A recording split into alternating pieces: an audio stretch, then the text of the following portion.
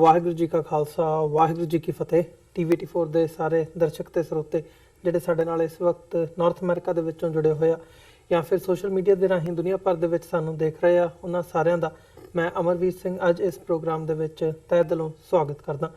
Viewers, ਬੀਤੇ ਦਿਨ ਲੰਘੇ ਦਿਨ ਅਸੀਂ ਜਿਹੜੀ ਘਟਨਾ ਜੰਮੂ ਕਸ਼ਮੀਰ ਦੇ ਵਿੱਚ ਵਾਪਰੀ ਹੈਗੀ ਆ, ਜਿਹੜਾ ਬੰਬ ਬਲਾਸਟ ਹੋਇਆ, ਉਸ ਤੋਂ ਬਾਅਦ ਜਿਹੜੇ ਹਾਲਾਤ ਬਣੇ ਹੋਏ ਨੇ ਉਹਦੇ ਤੇ ਅੱਜ ਇਸ ਸ਼ੋਅ ਦੇ ਵਿੱਚ ਵਿਚਾਰ ਚਰਚਾ ਕਰਾਂਗੇ। ਜੇ ਇਸ ਸਾਰੇ ਘਟਨਾਕ੍ਰਮ ਦੀ ਗੱਲ ਕਰਨੀ ਹੋਵੇ ਤਾਂ ਜੰਮੂ ਕਸ਼ਮੀਰ ਦੇ ਵਿੱਚ ਜਿਹਨੂੰ ਇਹ ਪੁਲਵਾਮਾ ਅਟੈਕਸ ਕਰਕੇ ਜੋੜਿਆ ਜਾ ਰਿਹਾ ਹੈ, ਲੈਥਪੁਰਾ ਨਾਂ ਦੇ ਮੁਕਾਮ ਦੇ ਉੱਤੇ ਇੱਕ ਵੱਡਾ ਆਰਮੀ ਦਾ ਕਨਵੋਏ ਜਿਹਦੇ ਵਿੱਚ 2500 ਜਿਹੜੇ ਸੋਲਜਰਸ ਸੀ, ਫੌਜੀ ਸੀ, ਉਹ ਜਾ ਰਹੇ ਸੀ, ਉਹਨਾਂ ਤੇ ਹਮਲਾ ਹੋਇਆ। ਇੱਕ ਹਥਿਆਰਬੰਦ ਜਿਹੜੀ ਗੱਡੀ ਹੈਗੀ ਆ ਉਹਨਾਂ ਦੀ ਗੱਡੀ ਦੇ ਵਿੱਚ ਵੱਜੀ ਤੇ ਵੱਡਾ ਜਿਹੜਾ ਬਲਾਸਟ ਹੈਗਾ ਉਹ ਹੋਇਆ, ਜਿਹਦੇ ਵਿੱਚ ਹੁਣ ਤੱਕ 40 ਤੋਂ ਵਧੇਰੇ ਜਿਹੜੇ ਫੌਜੀ ਹੈਗੇ ਆ ਉਹਨਾਂ ਦੇ ਮਰਨ ਦੀ ਜਿਹੜੀ ਪੁਸ਼ਟੀ ਉਹ ਹੋਈ ਹੈ ਤੇ ਸੈਂਕੜਿਆਂ ਦੀ ਤਾਦਾਦ ਦੇ ਵਿੱਚ ਜ਼ਖਮੀ ਦੱਸੇ ਜਾ ਰਹੇ ਨੇ। ਇਹਦੇ ਤੋਂ ਬਾਅਦ ਇੱਕ ਜਿਹੜਾ ਘਟਨਾਕ੍ਰਮ ਕ੍ਰੀਏਟ ਹੋਇਆ ਜਾਂ ਇੱਕ ਜਿਹੜੀ ਹਵਾ ਬਣੀ ਹੈ, ਉਹ ਭਾਰਤ ਦੇ ਜਿਹੜੇ ਪੋਲੀਟੀਸ਼ੀਅਨਸ ਹੈਗੇ ਆ ਉਹ ਭਾਵੇਂ ਕੇਂਦਰ ਦੇ ਵਿੱਚ ਹੋਣ BJP ਨਾਲ ਸੰਬੰਧਿਤ ਜਾਂ ਜਿਹੜੀਆਂ ਬਾਕੀ ਪੋਲੀਟੀਕਲ ਪਾਰਟੀਆਂ ਹੈਗੀਆਂ ਨੇ, ਜਾਂ ਜਦੋਂ ਅਸੀਂ ਪੰਜਾਬ ਦੇ ਵਿੱਚ ਵੀ ਦੇਖਦੇ ਹਾਂ, ਪੰਜਾਬ ਦੇ ਮੁੱਖ ਮੰਤਰੀ ਕੈਪਟਨ ਅਮਰਿੰਦਰ ਸਿੰਘ ਦਾ ਜਿੱਦਾਂ ਦਾ ਵਰਤਾਰਾ ਹੈਗਾ, ਉਹਨਾਂ ਨੇ ਪਾਕਿਸਤਾਨ ਨੂੰ ਇਸ ਦੇ ਨਾਲ ਜੋੜਨਾ ਸ਼ੁਰੂ ਕੀਤਾ ਹੋਇਆ ਤੇ ਪਾਕਿਸਤਾਨ ਨੂੰ ਕੰਪਲੀਟਲੀ ਇਹਦੇ ਬਿਹਾਈਂਡ ਦੱਸਿਆ ਜਾ ਰਿਹਾ ਹੈ। ਤੇ ਜਿਹੜੇ ਭਾਰਤ ਦੇ ਨਿਵਾਸੀ ਹੈਗੇ ਆ ਉਹਨਾਂ ਦੇ ਮਨਾਂ ਦੇ ਵਿੱਚ ਵੀ ਇਹੋ ਜਿਹਾ ਹੀ ਜਿਹੜਾ ਮਾਹੌਲ ਹੈ ਉਹ ਇਸ ਵਕਤ ਬਣਿਆ ਹੋਇਆ। ਇਹਦੀ ਇਸ ਅਟੈਕ ਦੀ ਜ਼ਿੰਮੇਵਾਰੀ ਜੋ ਮੀਡੀਆ ਦੇ ਵਿੱਚ ਦੱਸੀ ਜਾ ਰਹੀ ਹੈ ਉਹ ਜੈਸ਼-ਏ-ਮੁਹੰਮਦ ਨਾਂ ਦੀ ਜਥੇਬੰਦੀ ਵੱਲੋਂ ਇਸ ਅਟੈਕ ਦੀ ਜ਼ਿੰਮੇਵਾਰੀ ਲਈ ਗਈ ਹੈ। ਸੋ ਜਿਹੜਾ ਇਹ ਮਾਹੌਲ ਬਣਿਆ ਹੋਇਆ, ਸਾਡਾ ਅੱਜ ਦੀ ਵਿਚਾਰ ਚਰਚਾ ਦਾ ਵਿਸ਼ਾ ਇਹੀ ਹੈ ਕਿ ਇਹ ਕਿੰਨਾ ਕੁ ਸਾਰਥਕ ਹੈ ਤੇ ਇਹ ਜਿਹੜਾ ਨੈਰੇਟਿਵ ਕ੍ਰੀਏਟ ਕੀਤਾ ਜਾ ਰਿਹਾ ਹੈ ਜਾਂ ਹੋ ਰਿਹਾ ਹੈ, ਇਹਦੇ ਬਿਹਾਈਂਡ ਕੀ ਚੱਲ ਰਿਹਾ ਹੈ, ਕੀ ਸਿਆਸਤ ਹੈਗੀ ਹੈ ਤੇ ਇਹਦਾ ਫਾਇਦਾ ਕਿਹਨੂੰ ਹੈ, ਇਹਦਾ ਨੁਕਸਾਨ ਕਿਹਨੂੰ ਹੈ ਤੇ ਆਮ ਲੋਕਾਂ ਦੀ ਜ਼ਿੰਦਗੀ, ਜਦੋਂ ਅਸੀਂ ਜਿਹੜੇ ਫੌਜੀ ਇਹਦੇ ਵਿੱਚ ਮਰੇ ਹੈਗੇ ਆ ਇਸ ਅਟੈਕ ਦੇ ਵਿੱਚ, ਜਿੱਥੇ ਉਹਨਾਂ ਦੀ ਮੌਤ ਨੂੰ ਕੰਡੈਮ ਕਰਦੇ ਆ, ਉੱਥੇ ਹੀ ਇਹ ਗੱਲ ਵੀ ਸਮਝਣ ਵਾਲੀ ਹੈ ਵੀ ਆਮ ਲੋਕਾਂ ਦੀ ਜ਼ਿੰਦਗੀ ਇਹ ਇੱਦਾਂ ਦੀਆਂ ਘਟਨਾਵਾਂ ਤੋਂ ਕਿਵੇਂ ਪ੍ਰਭਾਵਿਤ ਹੁੰਦੀ ਹੈ। ਸੋ ਇਹ ਸਾਰੀ ਗੱਲਬਾਤ ਦੇ ਲਈ ਅੱਜ ਸਾਡੇ ਨਾਲ ਖਾਲਿਸਤਾਨ ਅਫੇਅਰਸ ਸੈਂਟਰ ਦੇ ਸੰਚਾਲਕ ਡਾਕਟਰ ਅਮਰਜੀਤ ਸਿੰਘ ਤੇ ਪਾਕਿਸਤਾਨ ਨਾਲ ਸੰਬੰਧਿਤ ਸਾਡੇ ਖਾਸ ਜਿਹੜੇ ਪੋਲੀਟੀਕਲ ਐਨਾਲਿਸਟ ਹੈਗੇ ਆ, ਜਰਨਲਿਜ਼ਮ ਦੇ ਵਿੱਚ ਵੀ ਉਹਨਾਂ ਨੇ ਆਪਣੀ ਜ਼ਿੰਦਗੀ ਦਾ ਵੱਡਾ ਹਿੱਸਾ ਬਿਤਾਇਆ, ਸਲੀਮ ਮਲਿਕ ਸਾਹਿਬ ਸਾਡੇ ਨਾਲ ਇਸ ਵਕਤ ਮੌਜੂਦ ਨੇ। ਸੋ ਇਹਨਾਂ ਦੋਵਾਂ ਦੇ ਨਾਲ ਅੱਜ ਦੀ ਅਸੀਂ ਜਿਹੜੀ ਗੱਲਬਾਤ ਦੀ ਸ਼ੁਰੂਆਤ ਕਰਦੇ ਹਾਂ। ਡਾਕਟਰ ਸਾਹਿਬ, ਤੁਹਾਡਾ ਦੋਵਾਂ ਜਣਿਆਂ ਦਾ ਮਲਿਕ ਸਾਹਿਬ ਸਵਾਗਤ ਹੈ। ਸਤਿ ਸ਼੍ਰੀ ਅਕਾਲ। ਸਤਿ ਸ਼੍ਰੀ ਅਕਾਲ। ਅਸਲਾਮ ਵਾਲੇਕੁਮ। ਵਾਲੇਕੁਮ ਸਲਾਮ। ਸਤਿ ਸ਼੍ਰੀ ਅਕਾਲ। ਡਾਕਟਰ ਸਾਹਿਬ, ਮੈਂ ਸ਼ੁਰੂਆਤ ਤੁਹਾਡੇ ਕੋਲੋਂ ਕਰਨਾ ਚਾਹੂੰਗਾ। ਕੀ ਕਹਿਣਾ ਚਾਹੋਗੇ ਤੁਸੀਂ? ਕੱਲ ਦੇ ਵੀ ਆਪਣੇ ਪ੍ਰੋਗਰਾਮ ਦੇ ਵਿੱਚ ਇਸ ਪਾਰਟ ਨੂੰ, ਇਸ ਅਟੈਕ ਨੂੰ ਡਿਸਕਸ ਕੀਤਾ, ਬਟ ਈਵਨ ਦੈਨ ਜਦੋਂ ਅਸੀਂ ਇਸ ਪਿਛਲੇ 24 ਘੰਟਿਆਂ ਦਾ ਸਮਾਂ ਦੇਖਦੇ ਹਾਂ ਤਾਂ ਜਿੱਦਾਂ ਦਾ ਮਾਹੌਲ ਬਣਿਆ ਹੋਇਆ, ਜਿਹੜੀਆਂ ਡਿਟੇਲਸ ਹੈਗੀਆਂ ਨੇ ਅਟੈਕ ਦੀਆਂ ਉਹ ਚਾਰੇ ਪਾਸੇ ਮੀਡੀਆ ਦੇ ਵਿੱਚ ਮੌਜੂਦ ਨੇ, ਉਹਦੇ ਉੱਤੇ ਡਿਬੇਟਸ ਹੋ ਰਹੀਆਂ ਨੇ, ਡਿਸਕਸ਼ਨਸ ਹੋ ਰਹੀਆਂ ਨੇ, ਪਰ ਜਿਹੜਾ ਮਾਹੌਲ ਇੱਕ ਬਣਿਆ ਇਸ ਵਕਤ, ਉਸ ਬਾਬਤ ਕੀ ਕਹਿਣਾ ਚਾਹੋਗੇ? ਦੇਖੋ, ਸਿਆਸੀ ਤੌਰ ਤੇ ਦੋ ਗੱਲਾਂ ਵੱਲ ਧਿਆਨ ਦੇਣ ਦੀ ਲੋੜ ਹੁੰਦੀ ਹੈ ਜਦੋਂ ਵੀ ਕੋਈ ਘਟਨਾਕ੍ਰਮ ਵਾਪਰਦਾ ਹੈ। ਪਹਿਲਾ ਉਸ ਦੀ ਟਾਈਮਿੰਗ, ਔਰ ਦੂਸਰਾ ਉਸ ਦਾ ਫਾਇਦਾ ਕਿਸ ਨੂੰ ਹੈ, ਕਿਉਂਕਿ ਜ਼ਾਹਰ ਹੈ ਇਸ ਕਿਸਮ ਦੀਆਂ ਘਟਨਾਵਾਂ 'ਚ ਬਿਨਾਂ ਪੜਤਾਲ ਕੀਤਿਆਂ ਜਦੋਂ ਕੋਈ ਦੋਸ਼ੀ ਨਾਮਜ਼ਦ ਕਰ ਦਿੱਤਾ ਜਾਂਦਾ ਇੱਕ ਧਿਰ ਵੱਲੋਂ ਤੇ ਤੁਹਾਨੂੰ ਉਹਦੀ ਨੀਅਤ ਤੇ ਸ਼ੱਕ ਹੁੰਦਾ। ਦੂਸਰਾ ਪਾਰਟ, ਜਦੋਂ ਅਸੀਂ ਦੇਖਦੇ ਹਾਂ ਕਿ ਭਾਰਤ ਦੇ ਕੰਟੈਕਸਟ 'ਚ 2019 ਦੀਆਂ ਪਾਰਲੀਮੈਂਟ ਚੋਣਾਂ ਜਿਹੜੀਆਂ ਸਿਰ ਤੇ ਖੜੀਆਂ ਨੇ, ਔਰ ਜਿਹੜੀ ਧਿਰ ਰੂਲਿੰਗ ਧਿਰ ਹੈ ਜਿਹੜੀ ਕਿ ਬਾਈ ਹੁੱਕ ਔਰ ਬਾਈ ਕਰੁੱਕ ਦੁਬਾਰਾ ਪਾਵਰ ਹਥਿਆਣਾ ਚਾਹੁੰਦੀ ਹੈ, ਔਰ ਇਹ 4.5 ਸਾਲ ਦੇ ਪੀਰੀਅਡ 'ਚ ਜੋ ਉਹਨਾਂ ਦੇ ਨਾਅਰੇ ਸੀ ਪਾਵਰ 'ਚ ਆਉਣ ਲਈ, ਉਹ ਭਾਵੇਂ ਵਿਕਾਸ ਦੇ ਨਾਂ ਥੱਲੇ ਹੋਏ ਕਿ ਸਬਕਾ ਸਾਥ ਸਬਕਾ ਵਿਕਾਸ, ਉਹ ਭਾਵੇਂ 56 ਇੰਚ ਦੀ ਚੌੜੀ ਛਾਤੀ ਦਾ ਜਿਹੜਾ ਹੈ ਉਹ ਮੈਟਾਫਰ ਇਸਤੇਮਾਲ ਕਰਕੇ ਇਹ ਹੋਏ ਕਿ ਅਸੀਂ ਸਬਕ ਸਿਖਾ ਦਿਆਂਗੇ, ਇੱਧਰ ਵੀ ਸਿਖਾ ਦਿਆਂਗੇ, ਉੱਧਰ ਵੀ ਸਿਖਾ ਦਿਆਂਗੇ। ਔਰ ਇਸ ਸਾਰੇ ਦੇ ਨਾਲ ਭਾਰਤ ਦੀ ਫਰਸਟ੍ਰੇਸ਼ਨ, ਡੈਸਪੈਰੇਸ਼ਨ ਜਿਹੜੀ ਟੋਟਲੀ ਫਲॉप्ड ਫੋਰਨ ਪਾਲਿਸੀ ਹੈ, ਕੱਲੀ ਇੰਟਰਨੈਸ਼ਨਲ ਲੈਵਲ ਤੇ ਹੀ ਨਹੀਂ, ਜੇ ਸਾਊਥ ਏਸ਼ੀਅਨ ਕੰਟੈਕਸਟ ਦੇ ਵਿੱਚ ਗੱਲ ਕਰੀਏ, ਅਫਗਾਨਿਸਤਾਨ ਜਿੱਥੇ ਕਿ ਭਾਰਤ ਇਹ ਸਮਝਦਾ ਸੀ ਵੀ ਉਸਨੇ ਆਪਣਾ ਉਸ ਐਪਲ ਪਾਈ ਦੇ ਵਿੱਚ ਇੱਕ ਵੱਡੀ ਸਲਾਈਸ ਲੈ ਲੈਣੀ ਹੈ। ਔਰ ਜ਼ਾਹਰ ਹੈ ਕਿ ਅਮਰੀਕਨ ਐਡਮਿਨਿਸਟ੍ਰੇਸ਼ਨ ਜਾਂ ਟਰੰਪ ਐਡਮਿਨਿਸਟ੍ਰੇਸ਼ਨ ਜਿਹਨੇ ਪਹਿਲਾਂ ਬਿਲਕੁਲ ਕੰਟੈਂਪਟ ਦਿਖਾਇਆ ਪਾਕਿਸਤਾਨ ਲਈ, ਪਰ ਕੁਝ ਹਫ਼ਤੇ ਪਹਿਲਾਂ ਉਹਨਾਂ ਨੇ ਪਾਕਿਸਤਾਨ ਤੋਂ ਬੈਕ ਕੀਤਾ ਹੈ ਕਿ ਸਾਡੀ ਗੱਲਬਾਤ ਤਾਲਿਬਾਨ ਦੇ ਨਾਲ ਕਰਵਾਓ। ਸੋ ਜ਼ਾਹਰ ਹੈ ਉਹਨਾਂ ਨੇ ਮੀਡੀਏਟ ਵੀ ਕੀਤਾ। ਸੋ ਅਫਗਾਨਿਸਤਾਨ ਜਿਹੜਾ ਇੱਕ ਸੈਂਟਰਲ ਪੁਆਇੰਟ ਹੈ, ਮੈਂ ਸਮਝਦਾ ਹਾਂ ਸਾਊਥ ਏਸ਼ੀਆ ਦੇ ਵਿੱਚ ਸ਼ਾਂਤੀ ਦੀ ਗੱਲ ਦਾ, ਔਰ ਇਹ ਅੱਜ ਦਾ ਕੰਟੈਕਸਟ ਨਹੀਂ ਹੈ, ਹਜ਼ਾਰਾਂ ਸਾਲਾਂ ਤੋਂ ਦਰਵਾਜ਼ਾ ਵੀ ਉਹੀ ਸੀ ਆਉਣ ਵਾਲਿਆਂ ਦਾ, ਹਮਲਾਵਰਾਂ ਦਾ। ਔਰ ਸਾਡੇ ਉਸ ਖਿੱਤੇ ਦੇ ਵਿੱਚ ਉਦੋਂ ਹੀ ਪੀਸ ਐਸਟੈਬਲਿਸ਼ ਹੋਈ, ਮਹਾਰਾਜਾ ਰਣਜੀਤ ਸਿੰਘ ਦਾ ਪੀਰੀਅਡ ਅਸੀਂ ਦੇਖਦੇ, ਜਦੋਂ ਕਿ ਜਮਰੌਦ ਤੇ ਜਾ ਕੇ ਦਰਾ ਖੈਬਰ ਤੱਕ ਪਹੁੰਚ ਹੋਈ। ਔਰ ਉਸ ਤੋਂ ਬਾਅਦ ਇਸ ਖਿੱਤੇ ਵਾਲੇ ਡਿਸਾਈਡ ਕਰਨ ਲੱਗੇ ਕਿ ਅਫਗਾਨਿਸਤਾਨ 'ਚ ਹਕੂਮਤ ਕਿਸ ਦੀ ਹੋਏਗੀ। ਸੋ ਇਸ ਨੂੰ ਕੋਈ ਕਿਸੇ ਨੂੰ ਪੁੱਟ ਡਾਊਨ ਕਰਨ ਦੀ ਲਾਈਨ ਨਹੀਂ ਹੈ, ਇੱਕ ਗਰਾਊਂਡ ਰਿਐਲਿਟੀ ਹੈ। ਸੋ ਅਫਗਾਨਿਸਤਾਨ 'ਚੋਂ ਅਮਰੀਕਨ ਔਰ ਨੈਟੋ ਫੋਰਸਿਸ ਦਾ ਡਿਫੀਟ ਹੋ ਕੇ ਨਿਕਲਣਾ ਔਰ ਭਾਰਤ ਦਾ ਟੋਟਲੀ ਇਰਰੈਲੇਵੈਂਟ ਹੋ ਜਾਣਾ ਉਹ ਸਾਰੇ ਕੰਟੈਕਸਟ ਦੇ ਵਿੱਚ, ਫਿਰ ਪਾਕਿਸਤਾਨ ਚਾਈਨਾ ਦੀ ਸਾਂਝ ਜਿਹੜੀ ਪਹਿਲਾਂ ਤੋਂ ਹੀ ਰਹੀ ਹੈ, ਔਰ ਖਾਸ ਤੌਰ ਤੇ ਹੁਣ ਇਨਵੈਸਟਮੈਂਟ ਦੇ ਹਵਾਲੇ ਨਾਲ ਜਿਹੜੀ 6 ਮਹੀਨੇ ਦੇ ਵਿੱਚ ਇਮਰਾਨ ਖਾਨ ਗਵਰਨਮੈਂਟ ਨੂੰ ਚੈਲੰਜਸ ਸੀ, ਜ਼ਾਹਰ ਹੈ ਸਭ ਤੋਂ ਵੱਡਾ ਚੈਲੰਜ ਫਾਈਨੈਂਸ਼ੀਅਲ ਕ੍ਰਾਈਸਿਸ ਸੀ। ਔਰ ਜਿਹੜੇ ਕਰਾਊਨ ਪ੍ਰਿੰਸ ਨੇ ਸਾਊਦੀ ਅਰੇਬੀਆ ਦੇ, ਉਹ ਆਲਰੇਡੀ ਪਾਕਿਸਤਾਨ 'ਚ ਨੇ, ਔਰ ਖਬਰਾਂ ਪਹਿਲਾਂ ਹੀ ਨੇ ਕਿ $20 ਬਿਲੀਅਨ ਦੇ ਲਗਭਗ ਇਨਵੈਸਟਮੈਂਟ ਦੀ ਗੱਲ ਹੈ। ਗਵਾਦਰ ਪੋਰਟ ਉਹਨੂੰ ਵਾਇਬਲ ਬਣਾਉਣ ਲਈ ਚਾਈਨਾ ਦੇ ਨਾਲ ਜੇ ਸਾਊਦੀ ਅਰੇਬੀਆ ਵੀ ਹੈਵੀ ਇਨਵੈਸਟਮੈਂਟ ਕਰਦਾ। ਸੋ ਜ਼ਾਹਰ ਹੈ ਰਸ਼ੀਆ ਦੇ ਨਾਲ ਵੀ ਪਾਕਿਸਤਾਨ ਦੇ ਸਬੰਧ ਸੁਖਾਵੇਂ ਹੋਏ ਨੇ। ਔਰ ਇਸ ਸਾਰੇ ਦੇ ਨਾਲ ਜੇ ਟਾਈਮਿੰਗ ਦੀ ਗੱਲ ਮੈਂ ਕਸ਼ਮੀਰ ਦੇ ਹਵਾਲੇ ਨਾਲ ਨਾ ਕਰਾਂ ਤੇ ਇਹ ਇੱਕ ਉਹਨਾਂ ਦੇ ਨਾਲ ਬੇਇਨਸਾਫੀ ਹੋਏਗੀ। ਮੈਂ ਸਮਝਦਾ ਵੀ ਇਸ ਦੇ ਬਾਵਜੂਦ ਕਿ ਇੰਟਰਨੈਸ਼ਨਲ ਪਾਵਰਸ ਨੇ ਕਸ਼ਮੀਰੀਆਂ ਨੂੰ ਇਗਨੋਰ ਕੀਤਾ, ਇਹਦੇ ਬਾਵਜੂਦ ਇੰਟਰਨੈਸ਼ਨਲ ਮੀਡੀਆ ਨੇ ਫੋਕਸ ਨਹੀਂ ਕੀਤਾ, ਜੋ ਉੱਥੇ 4-4.5 ਸਾਲ ਤੋਂ ਮੋਦੀ ਸਰਕਾਰ ਨੇ 7 ਲੱਖ ਫੌਜ, ਔਰ ਜਿਹਨੂੰ ਤੁਸੀਂ ਫੌਜ ਕਿਹਾ ਇਨਫੈਕਟ CRPF ਹੈ, ਸੈਂਟਰਲ ਰਿਜ਼ਰਵ ਪੁਲਿਸ ਫੋਰਸ, ਜਿਨ੍ਹਾਂ ਦੇ 3 ਲੱਖ ਜਵਾਨ ਨੇ।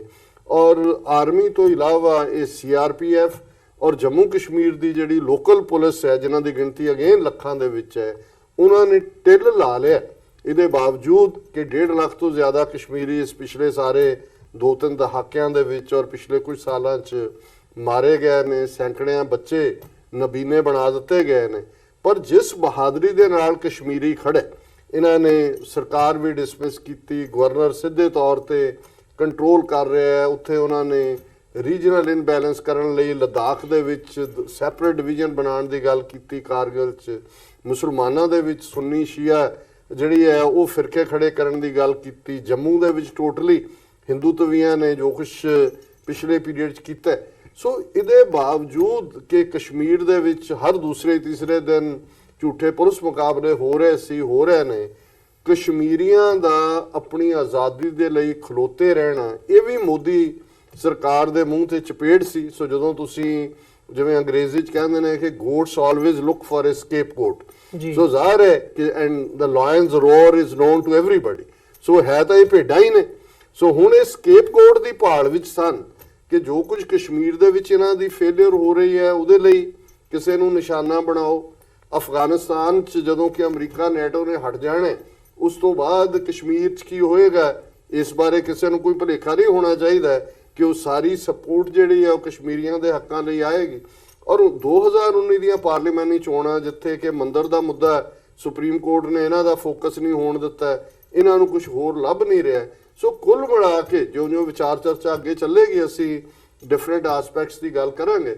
ਪਰ ਮੈਂ ਇਹ ਸਮਝਦਾ ਵੀ ਜੇ ਇਹਦੀ ਟਾਈਮਿੰਗ ਦੇਖੀ ਜਾਏ ਤਾਂ ਵੀ ਇਹ ਭਾਰਤੀ ਏਜੰਸੀਆਂ ਦੇ ਖਾਤੇ 'ਚ ਗੱਲ ਜਾਂਦੀ ਹੈ, ਤੇ ਜੇ ਇਹਦਾ ਫਾਇਦਾ ਕਿਹਨੂੰ ਹੋਏਗਾ ਤੇ ਜਿੰਨੇ ਫੈਕਟਰ ਮੈਂ ਗਿਣਾਏ ਨੇ, ਇਸ ਦਾ ਫਾਇਦੇ ਵਾਲੀ ਪਾਰਟੀ ਵੀ ਜਿਹੜੀ ਹੈ ਉਹ ਅਲਟੀਮੇਟਲੀ RSS ਐਡਮਿਨਿਸਟਰਡ ਸਟੇਟ ਗਵਰਨਮੈਂਟ ਹੈ, ਪਲੱਸ ਜਿਹੜੀ ਨਫ਼ਰਤ ਮੀਡੀਆ ਨੇ ਔਰ ਹਿੰਦੂ ਤਵੀਆਂ ਨੇ ਇਸ ਸਾਰੇ ਦੌਰ ਦੇ ਵਿੱਚ ਫੈਲਾਈ, ਉਹ ਅਸੀਂ ਦੇਖ ਰਹੇ ਕਿ ਕਿਵੇਂ ਜੰਮੂ ਤੋਂ ਲੈ ਕੇ ਕੰਨਿਆ ਕੁਮਾਰੀ ਤੱਕ ਪਿਛਲੇ 24 ਘੰਟੇ ਦੇ ਵਿੱਚ ਉਹ ਨਫ਼ਰਤ, ਮਸੀਤਾਂ ਤੇ ਹਮਲੇ, ਜੰਮੂ ਦੇ ਵਿੱਚ ਕਰਫਿਊ ਦਾ ਲੱਗ ਜਾਣਾ ਔਰ ਡਰ ਕਿਸ ਕਦਰ ਫੈਲਾਇਆ ਹੋਇਆ ਕਿ ਯੂਪੀ ਔਰ ਦੂਸਰੀਆਂ ਥਾਵਾਂ ਤੇ ਮੁਸਲਮਾਨ ਜਿਹੜੇ ਨੇ ਉਹ ਜਲੂਸ ਕੱਢ ਰਹੇ ਨੇ ਦੱਸਣ ਦੇ ਲਈ ਕਿ ਜੀ ਅਸੀਂ ਬੜੇ ਦੇਸ਼ ਭਗਤ ਹੈ। ਔਰ ਇਹ ਜਿਹੜੇ ਜਾਵੇਦ ਅਖਤਰ ਔਰ ਸ਼ਬਾਨਾ ਆਜ਼ਮੀ, ਜਿਨ੍ਹਾਂ ਨੂੰ ਕਈ ਵਾਰ ਅਸੀਂ ਇਹਨਾਂ ਦੇ ਲਿਬਰਲ ਵਿਚਾਰਾਂ ਕਰਕੇ ਐਡਮਾਇਰ ਕਰਦੇ, ਪਰ ਤੁਸੀਂ ਦੇਖੋ ਵੀ ਕਿਸ ਕਦਰ ਇਸ ਕਿਸਮ ਦੇ ਲੋਕ ਵੀ ਖੌਫਜ਼ਦਾ ਨੇ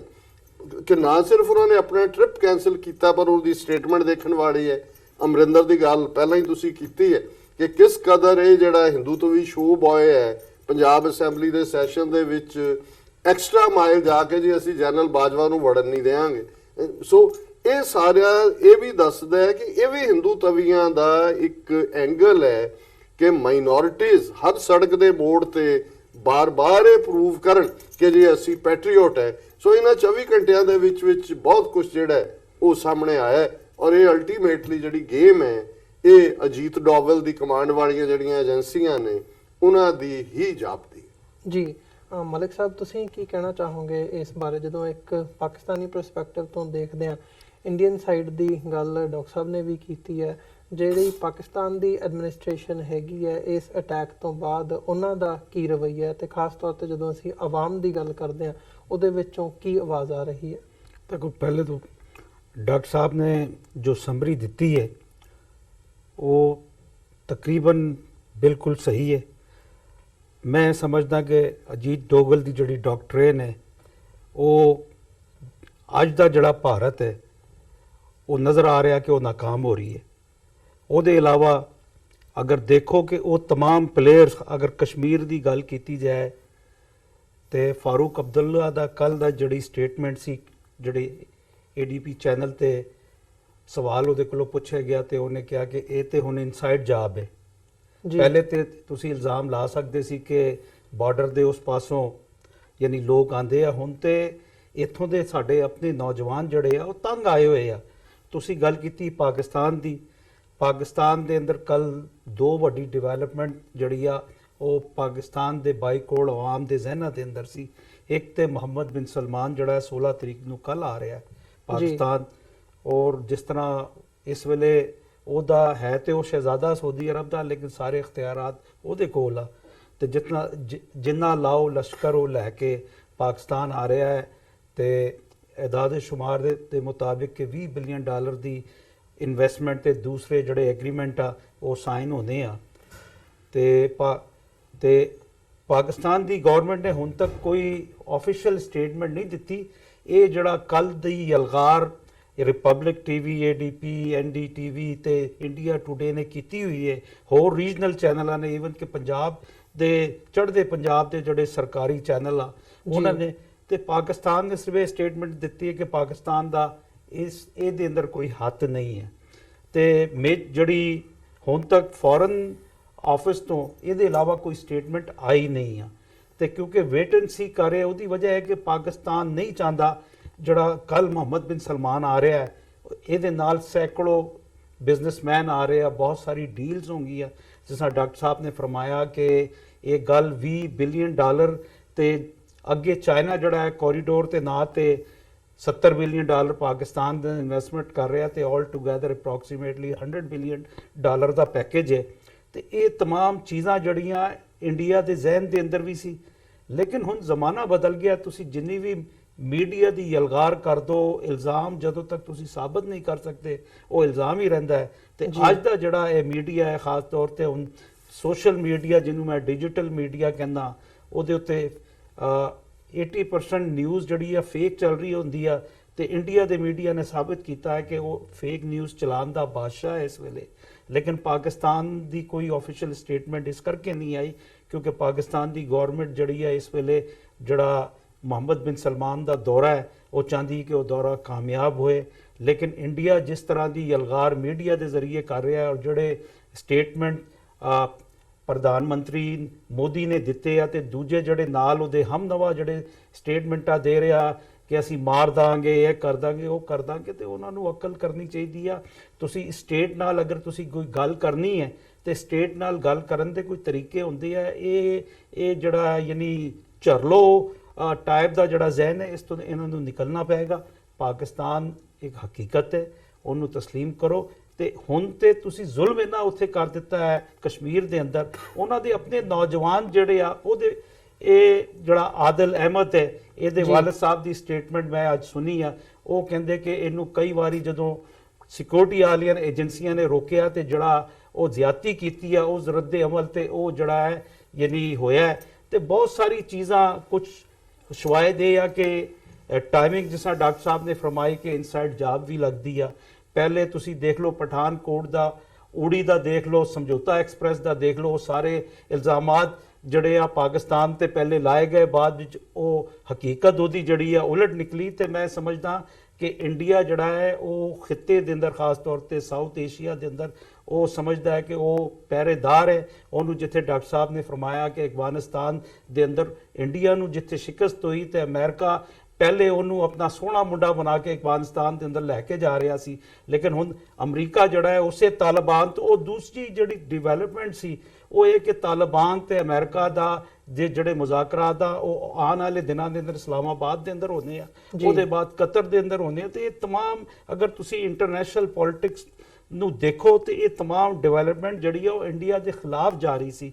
ਤੇ ਇੰਡੀਆ ਇਸ ਵੇਲੇ ਇਹ ਨਹੀਂ ਚਾਹੁੰਦਾ ਕਿ ਕੋਈ ਇਸ ਕਿਸਮ ਦਾ ਯਾਨੀ ਸਕੋਰ ਜਿਹੜਾ ਹੈ, ਯਾਨੀ ਅੱਜ ਕੱਲ੍ਹ ਤੇ ਸਕੋਰਿੰਗ ਦੀ ਗੱਲ ਹੈ ਕਿ ਪਾਕਿਸਤਾਨ ਉਹ ਸਕੋਰ ਜਾਂ ਪਾਕਿਸਤਾਨ ਯਾਨੀ ਡੀ ਦੇ ਅੰਦਰ ਗੋਲ ਕਰ ਜਾਏ ਤੇ ਇੰਡੀਆ ਵੇਖਦਾ ਰਹਿ ਜਾਏ। ਤੇ ਇਹ ਬਹੁਤ ਮੁਮਕਿਨਾਤ ਦੇ ਅੰਦਰ ਇੱਕ ਮੁਮਕਿਨ ਹੈ ਕਿ ਇਨਸਾਈਡ ਜਾਬ ਹੈ, ਜਿਸ ਤਰ੍ਹਾਂ ਪਹਿਲੇ ਪਠਾਨਕੋਟ ਤੇ ਊੜੀ ਦੇ ਅੰਦਰ ਹੋਈ ਸੀ।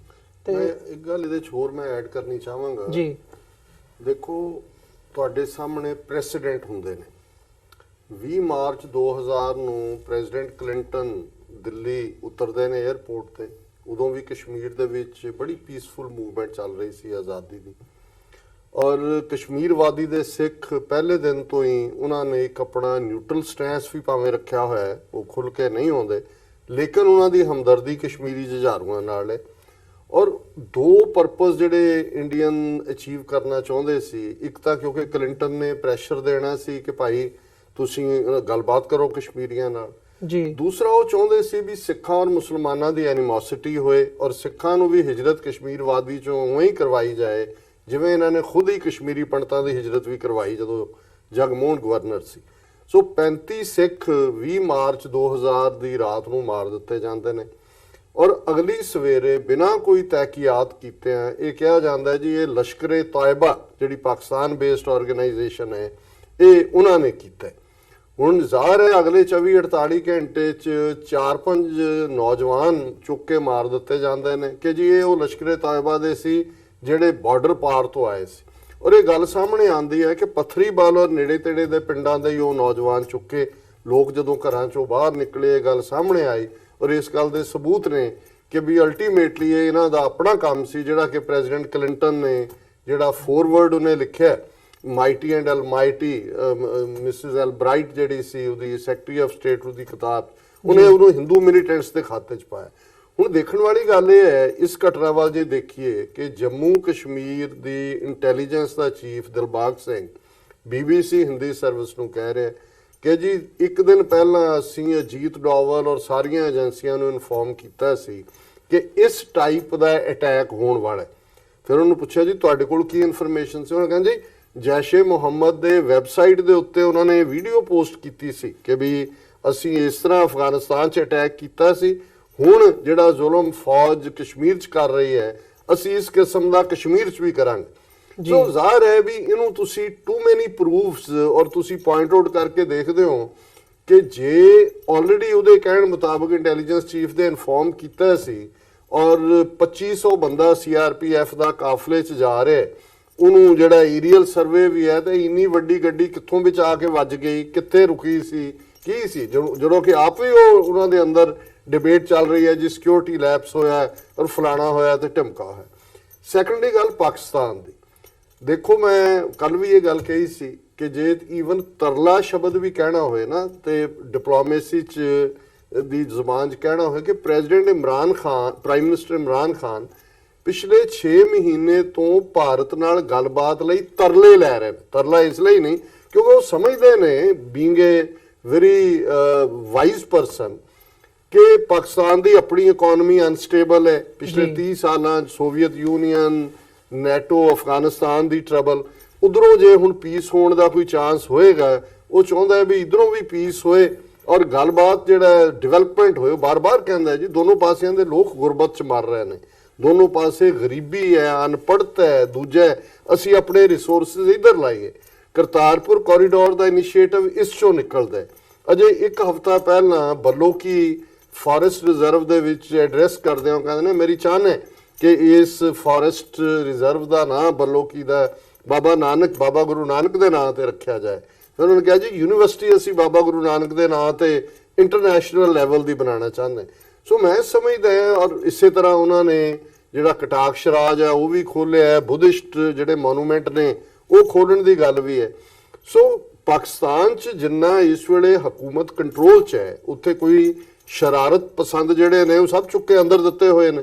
ਸੋ ਕੋਈ ਵੀ ਸੋ ਕਾਲਡ ਜੈਸ਼ੇ ਮੁਹੰਮਦ ਜਾਂ ਦੂਜਾ ਉੱਥੇ ਬੈਠਾ ਡੇਅਰ ਨਹੀਂ ਕਰ ਸਕਦਾ ਕਿ ਜੇ ਹੋਏ ਵੀ, ਮੈਨੂੰ ਤਾਂ ਇਹ ਲੱਗਦਾ ਵੀ ਬਹੁਤ ਸਾਰੇ ਇਹਨਾਂ ਦੇ ਆਪਣੇ ਨਾਂ ਕ੍ਰੀਏਟ ਕੀਤੇ ਹੋਏ ਨੇ, ਏਜੰਸੀਆਂ ਵੀ ਇਹਨਾਂ ਦੀਆਂ ਹੀ ਕ੍ਰੀਏਟ ਕੀਤੀਆਂ ਹੋਈਆਂ ਨੇ ਬੰਦੇ, ਲੇਕਿਨ ਉਹ ਕੋਈ ਡੇਅਰ ਨਹੀਂ ਕਰ ਸਕਦਾ ਕਿ ਜਦੋਂ ਪਾਕਿਸਤਾਨ ਦੀ ਆਫੀਸ਼ੀਅਲ ਪਾਲਿਸੀ ਨੈਗੋਸ਼ੀਏਸ਼ਨ ਦੀ ਹੈ, ਪੀਸ ਦੀ ਹੈ, ਆਲਰੇਡੀ ਅਫਗਾਨਿਸਤਾਨ ਨੂੰ ਲੈ ਕੇ ਨੈਗੋਸ਼ੀਏਸ਼ਨ ਚੱਲ ਰਹੀ ਹੈ, ਕੋਈ ਵੀ ਤੁਸੀਂ ਡਿਪਲੋਮੈਟਿਕਲੀ ਦੇਖੋ ਹੋਰ ਟਰਬਲ ਆਪਣੀ ਥਾਲੀ 'ਚ ਨਹੀਂ ਰੱਖਣਾ ਚਾਹੇਗਾ। ਔਰ ਇਹਦੇ 'ਚ ਕੋਈ ਸ਼ੱਕ ਨਹੀਂ ਹੈ ਕਿ ਜੇ ਫਾਰੂਕ ਅਬਦੁੱਲਾ ਵਰਗਾ ਇਹਨਾਂ ਦਾ ਸ਼ੋਅ ਬॉय ਜਿਹੜਾ ਹਮੇਸ਼ਾ ਹੀ ਪਾਕਿਸਤਾਨ ਨੂੰ ਗਾਲਾਂ ਕੱਢਣ ਲਈ ਵੀ ਪਿਓ ਪੁੱਤਰ ਅੱਗੇ ਰਹਿੰਦੇ ਨੇ, ਹਮੇਸ਼ਾ ਹੀ ਭਾਰਤ ਦੇ ਉਹ ਜੁੱਤੀਆਂ ਚੱਟਣ ਨੂੰ ਵੀ ਅੱਗੇ ਰਹਿੰਦੇ ਨੇ ਕਿਉਂਕਿ ਚੀਫ ਮਿਨਿਸਟਰੀ ਦੀ, ਪਰ ਉਹਦੇ ਵਰਗਾ ਬੰਦਾ ਵੀ ਜੇ ਬਲੇਮ ਕਰਨ ਨੂੰ ਤਿਆਰ ਨਹੀਂ ਤੇ ਹਕੀਕਤ ਇਹੀ ਹੈ ਕਿ ਕਸ਼ਮੀਰੀਆਂ ਦੀ ਇੱਕ ਆਪਣੀ ਸਟਰਗਲ ਹੈ, ਉਹ ਆਜ਼ਾਦੀ ਦੇ ਲਈ ਖਲੋਤੇ ਨੇ। ਹਾਂ, ਕਿਵੇਂ ਨਾ ਵਰਤਿਆ ਜਾ ਸਕਦਾ ਜਦੋਂ ਅਸੀਂ ਕਹਿੰਦੇ ਆ ਵੀ ਮੋਟਿਵ ਫਾਇਦਾ ਕਿਸੇ ਹੋਰ ਨੂੰ ਹੈ ਜੀ, ਉਹਦੇ ਲਈ ਸਾਡੇ ਸਾਹਮਣੇ 에ਅਰ ਇੰਡੀਆ ਦੀ ਉਦਾਹਰਣ ਹੈ। 에ਅਰ ਇੰਡੀਆ ਦਾ ਹਾਦਸਾ ਕਨਿਸ਼ਕਾ ਦਾ ਕੈਨੇਡਾ 'ਚ ਭਾਰਤੀ ਖੁਫੀਆ ਏਜੰਸੀਆਂ ਨੇ ਕਰਵਾਇਆ, ਲੇਕਿਨ ਚਿਹਰੇ ਅੱਗੇ ਸਿੱਖ ਵਰਤੇ ਗਏ। ਹੁਣ ਜ਼ਾਹਰ ਹੈ ਕਿ ਜਦੋਂ ਤੁਸੀਂ ਜਜ਼ਬਾਤੀ ਹੋ ਕੇ ਆਪਣੀ ਲੜਾਈ ਲੜ ਰਹੇ ਹੁੰਦੇ ਹੋ, ਔਰ ਮੈਨੂੰ ਯਾਦ ਹੈ ਟੋਰਾਂਟੋ ਦੇ ਇੱਕ ਬੜੇ ਪ੍ਰੋਮਿਨੈਂਟ ਬੰਦੇ ਨੇ ਇੱਕ ਵਾਰ ਮੈਨੂੰ ਇਹ ਕਿਹਾ, ਉਹਨਾਂ ਨੇ ਕਿਹਾ ਜੀ ਕਿ ਅਸੀਂ ਵੀ ਫਸ ਚੱਲੇ ਸੀ। ਉਹਨੇ ਕਿਹਾ ਜੀ ਇੱਥੇ ਜਿਹੜਾ ਆਟਵਾ ਦੇ ਵਿੱਚ ਉਹਨੇ ਨਾਂ ਲਿਆ ਟਰਬਨ ਸਿੱਖ ਸੀ ਆਪਰੇਟਿਵ, ਉਹ ਕਹਿੰਦਾ ਮਿਲਿਆ ਸਾਨੂੰ ਇੱਕਦਮ ਬਾਅਦ, ਉਹਨੇ ਕਿਹਾ ਜੀ ਜੋ ਇੰਦਰਾ ਨੇ ਕੀਤਾ ਬਹੁਤ ਮਾੜਾ ਕੀਤਾ, ਮੈਂ ਵੀ ਸਿੱਖ ਹੈ, ਭਾਵੇਂ ਇੰਡੀਅਨ ਗਵਰਨਮੈਂਟ ਦੇ ਲਈ ਮੈਂ ਕੰਮ ਕਰਦਾ ਪਰ ਸਾਨੂੰ ਬਦਲਾ ਲੈਣਾ ਚਾਹੀਦਾ, ਕੁਝ ਕਰਨਾ ਚਾਹੀਦਾ। ਹੁਣ ਉਹ ਕਹਿੰਦਾ ਵੀ ਅਸੀਂ ਤਾਂ ਬਚ ਗਏ, ਦੂਜੇ ਫਸ ਗਏ ਹੋਣਗੇ ਜਾ ਕੇ। ਸੋ ਜਿਹੜਾ ਇੰਟੈਲੀਜੈਂਸ ਆਪਰੇਸ਼ਨਸ ਹੁੰਦੇ ਨੇ ਉਹ ਇਵੇਂ ਹੀ ਹੁੰਦੇ ਨੇ।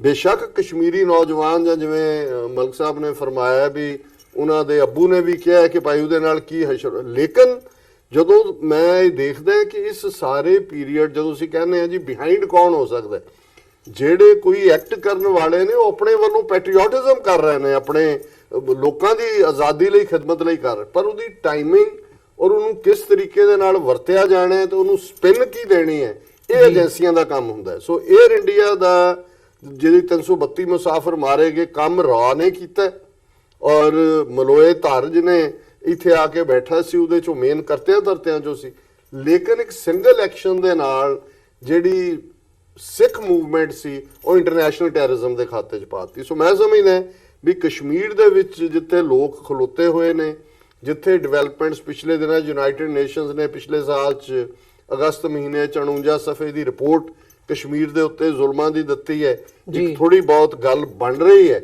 ਔਰ ਪਾਕਿਸਤਾਨ ਦੇ ਵਿੱਚ ਕਸ਼ਮੀਰੀਆਂ ਲਈ ਜਿਵੇਂ ਕਸ਼ਮੀਰ ਸੋਲੀਡੈਰਿਟੀ ਡੇ ਦੁਨੀਆ ਭਰ 'ਚ ਮਨਾਇਆ ਗਿਆ, ਔਰ ਉਹਦੇ 'ਚ ਪਾਕਿਸਤਾਨ ਦੀ ਹਕੂਮਤ ਇਸ ਵਾਰ ਪਹਿਲੀਆਂ ਹਕੂਮਤਾਂ ਵਾਂਗ ਡੋਸਾਈਲ ਨਹੀਂ ਹੈ ਕਸ਼ਮੀਰ ਦੇ ਮੁੱਦੇ ਤੇ।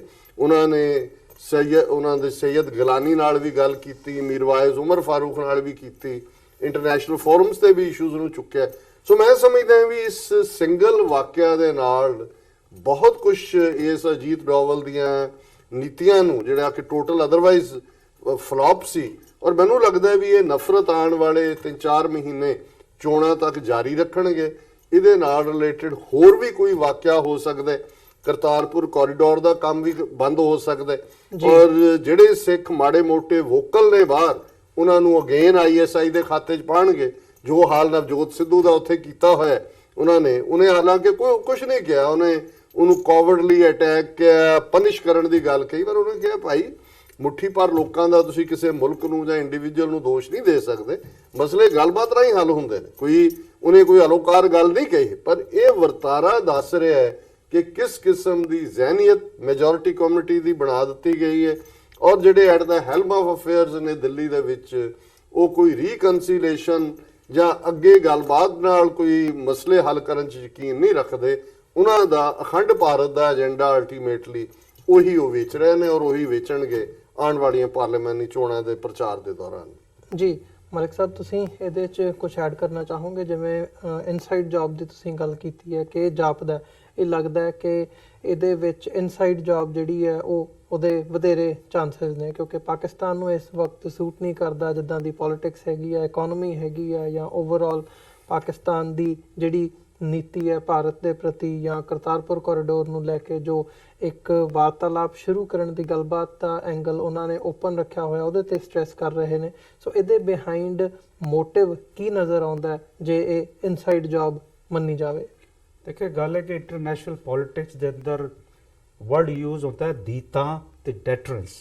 ते गुज़श्ता 6 महीने के अंदर ये इमरान खान दी तुसी कामयाबी कह लो या पाकिस्तानी फॉरेन पॉलिसी दी कामयाबी कह लो कि 6 महीने के अंदर बहुत सारे मामलात खुद ब खुद पाकिस्तान के हक के अंदर होंदे गए, ना सिर्फ साउथ एशिया बल्कि अगर तुसी अफगानिस्तान का मुद्दा वेखदे कि अमेरिका किस तरह उसे पाकिस्तान नूं पहले वो दबका ला रहा सी, फिर उसे पाकिस्तान नूं उन्हें शटल डिप्लोमेसी के तहत उन्होंने कहा कि साडा मुख मुका तालिबान तो करवाओ।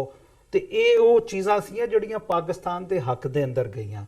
अच्छा, पाकिस्तान की चूंकि इकॉनमी जिहड़ी आ 1979 तो डरेल होंदी गई, जदों पहले सोवियत यूनीयन अफगानिस्तान के अंदर आया, उन्हें कब्जा किया। असी कोल्ड वार के अंदर असी एक किस्म का हथियार बने अमरीका का, इन्हां दी गल मन के उत्थे लड़ाई 11 साल लड़ाई लड़ी, सोवियत यूनीयन डिसइंटीग्रेट हो गया। ये as long the Soviet Union disintegrate हुआ, अमेरिका ने अखा बंद करके पाकिस्तान नूं 30,000 उत्थे मिलिटेंट दे के आप उत्थों निकल गया जी। उसदे बाद 9/11 हो गया, 9/11 के बाद फिर असी उसे दलदल के अंदर फस गए। पाकिस्तान के अंदर इन्वेस्टमेंट नहीं हो रही सी, धमाके, फिर ये जोड़े गुड बैड तालिबान की इस्तलाह लिया के साढ़े उत्ते ये इंप्लीमेंट किया गया। कराची तक जोड़े धमाके कराए गए, मजहबी नफरत कराई गई, मसलक के झगड़े कराए गए, ये तमाम चीज़ां पाकिस्तान को कमज़ोर किया। लेकिन अगर देखो 2018 तो पाकिस्तान दोबारा बाउंस बैक होया सी। इकॉनमी ਜਦੋਂ ਹੀ ਚੰਗੀ ਹੁੰਦੀ ਹੈ ਜਦੋਂ ਫੋਰਨ ਇਨਵੈਸਟਰ ਜਿਹੜਾ ਤੁਹਾਡੇ ਮੁਲਕ ਦੇ ਅੰਦਰ ਆਂਦਾ ਹੈ ਜੀ। ਅੱਛਾ, ਹੁਣ ਪਾਕਿਸਤਾਨ ਅਗਰ ਤੁਸੀਂ ਦੇਖੋ ਮਿਡਲ ਈਸਟ ਦੀ ਸਿਆਸਤ ਦੇ ਅੰਦਰ ਪਾਕਿਸਤਾਨ ਇੱਕ ਪਾਸੇ ਤੇ ਇਮਰਾਨ ਖਾਨ ਕਤਰ ਦਾ ਦੌਰਾ ਕਰਕੇ ਆਇਆ, ਉੱਥੇ ਵੀ ਠੀਕ ਠਾਕ ਮੁਆਹਦੇ ਹੋਏ, ਤੇ ਕਤਰ ਜਿਹੜਾ ਹੈ, ਕਤਰ ਦੀ ਔਰ ਸਾਊਦੀ ਅਰਬ ਦੀ ਜਿਹੜੀ ਰੰਜਿਸ਼ ਚੱਲ ਰਹੀ ਸੀ, ਉਹਦੇ ਅੰਦਰ ਪਾਕਿਸਤਾਨ ਜਿਹੜਾ ਹੈ ਇੱਕ ਮੀਡੀਏਟਰ ਦੇ ਰੂਪ ਦੇ ਅੰਦਰ ਯਾਨੀ ਸਾਹਮਣੇ ਯਾਨੀ ਖੜਾ ਹੋ ਕੇ ਸਾਹਮਣੇ ਆਇਆ। ਔਰ ਸਾਊਦੀ ਅਰਬ ਜਿਸ ਤਰ੍ਹਾਂ ਪਾਕਿਸਤਾਨ ਦੇ ਨਾਲ ਹੁਣ $20 ਬਿਲੀਅਨ ਦੇ ਮੁਆਹਦੇ ਕਰਨ ਜਾ ਰਿਹਾ, ਤੇ ਇਹ तमाम गेम ਜਿਹੜਾ ਹੈ ਇਹ ਲੱਗ ਰਿਹਾ ਸੀ ਕਿ ਆਉਣ ਵਾਲੇ 4-5 ਸਾਲਾਂ ਦੇ ਅੰਦਰ ਪਾਕਿਸਤਾਨ ਇੱਕ ਬਿਹਤਰ ਇਕਨੋਮੀ ਦੇ ਨਾਲ ਦੁਨੀਆ ਦੇ ਸਾਹਮਣੇ ਆਏਗਾ।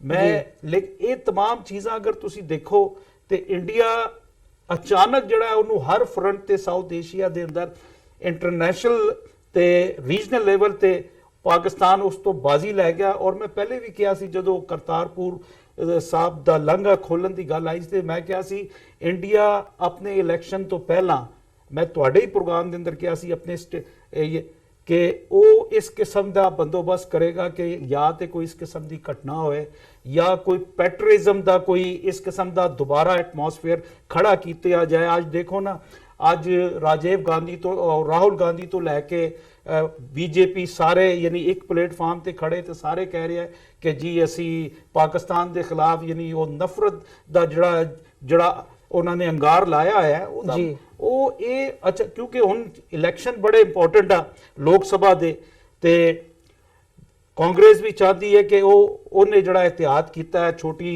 जमातों तो मिल के, वो ये चाहती है कि यह सिंघासन साढ़े कोल आए।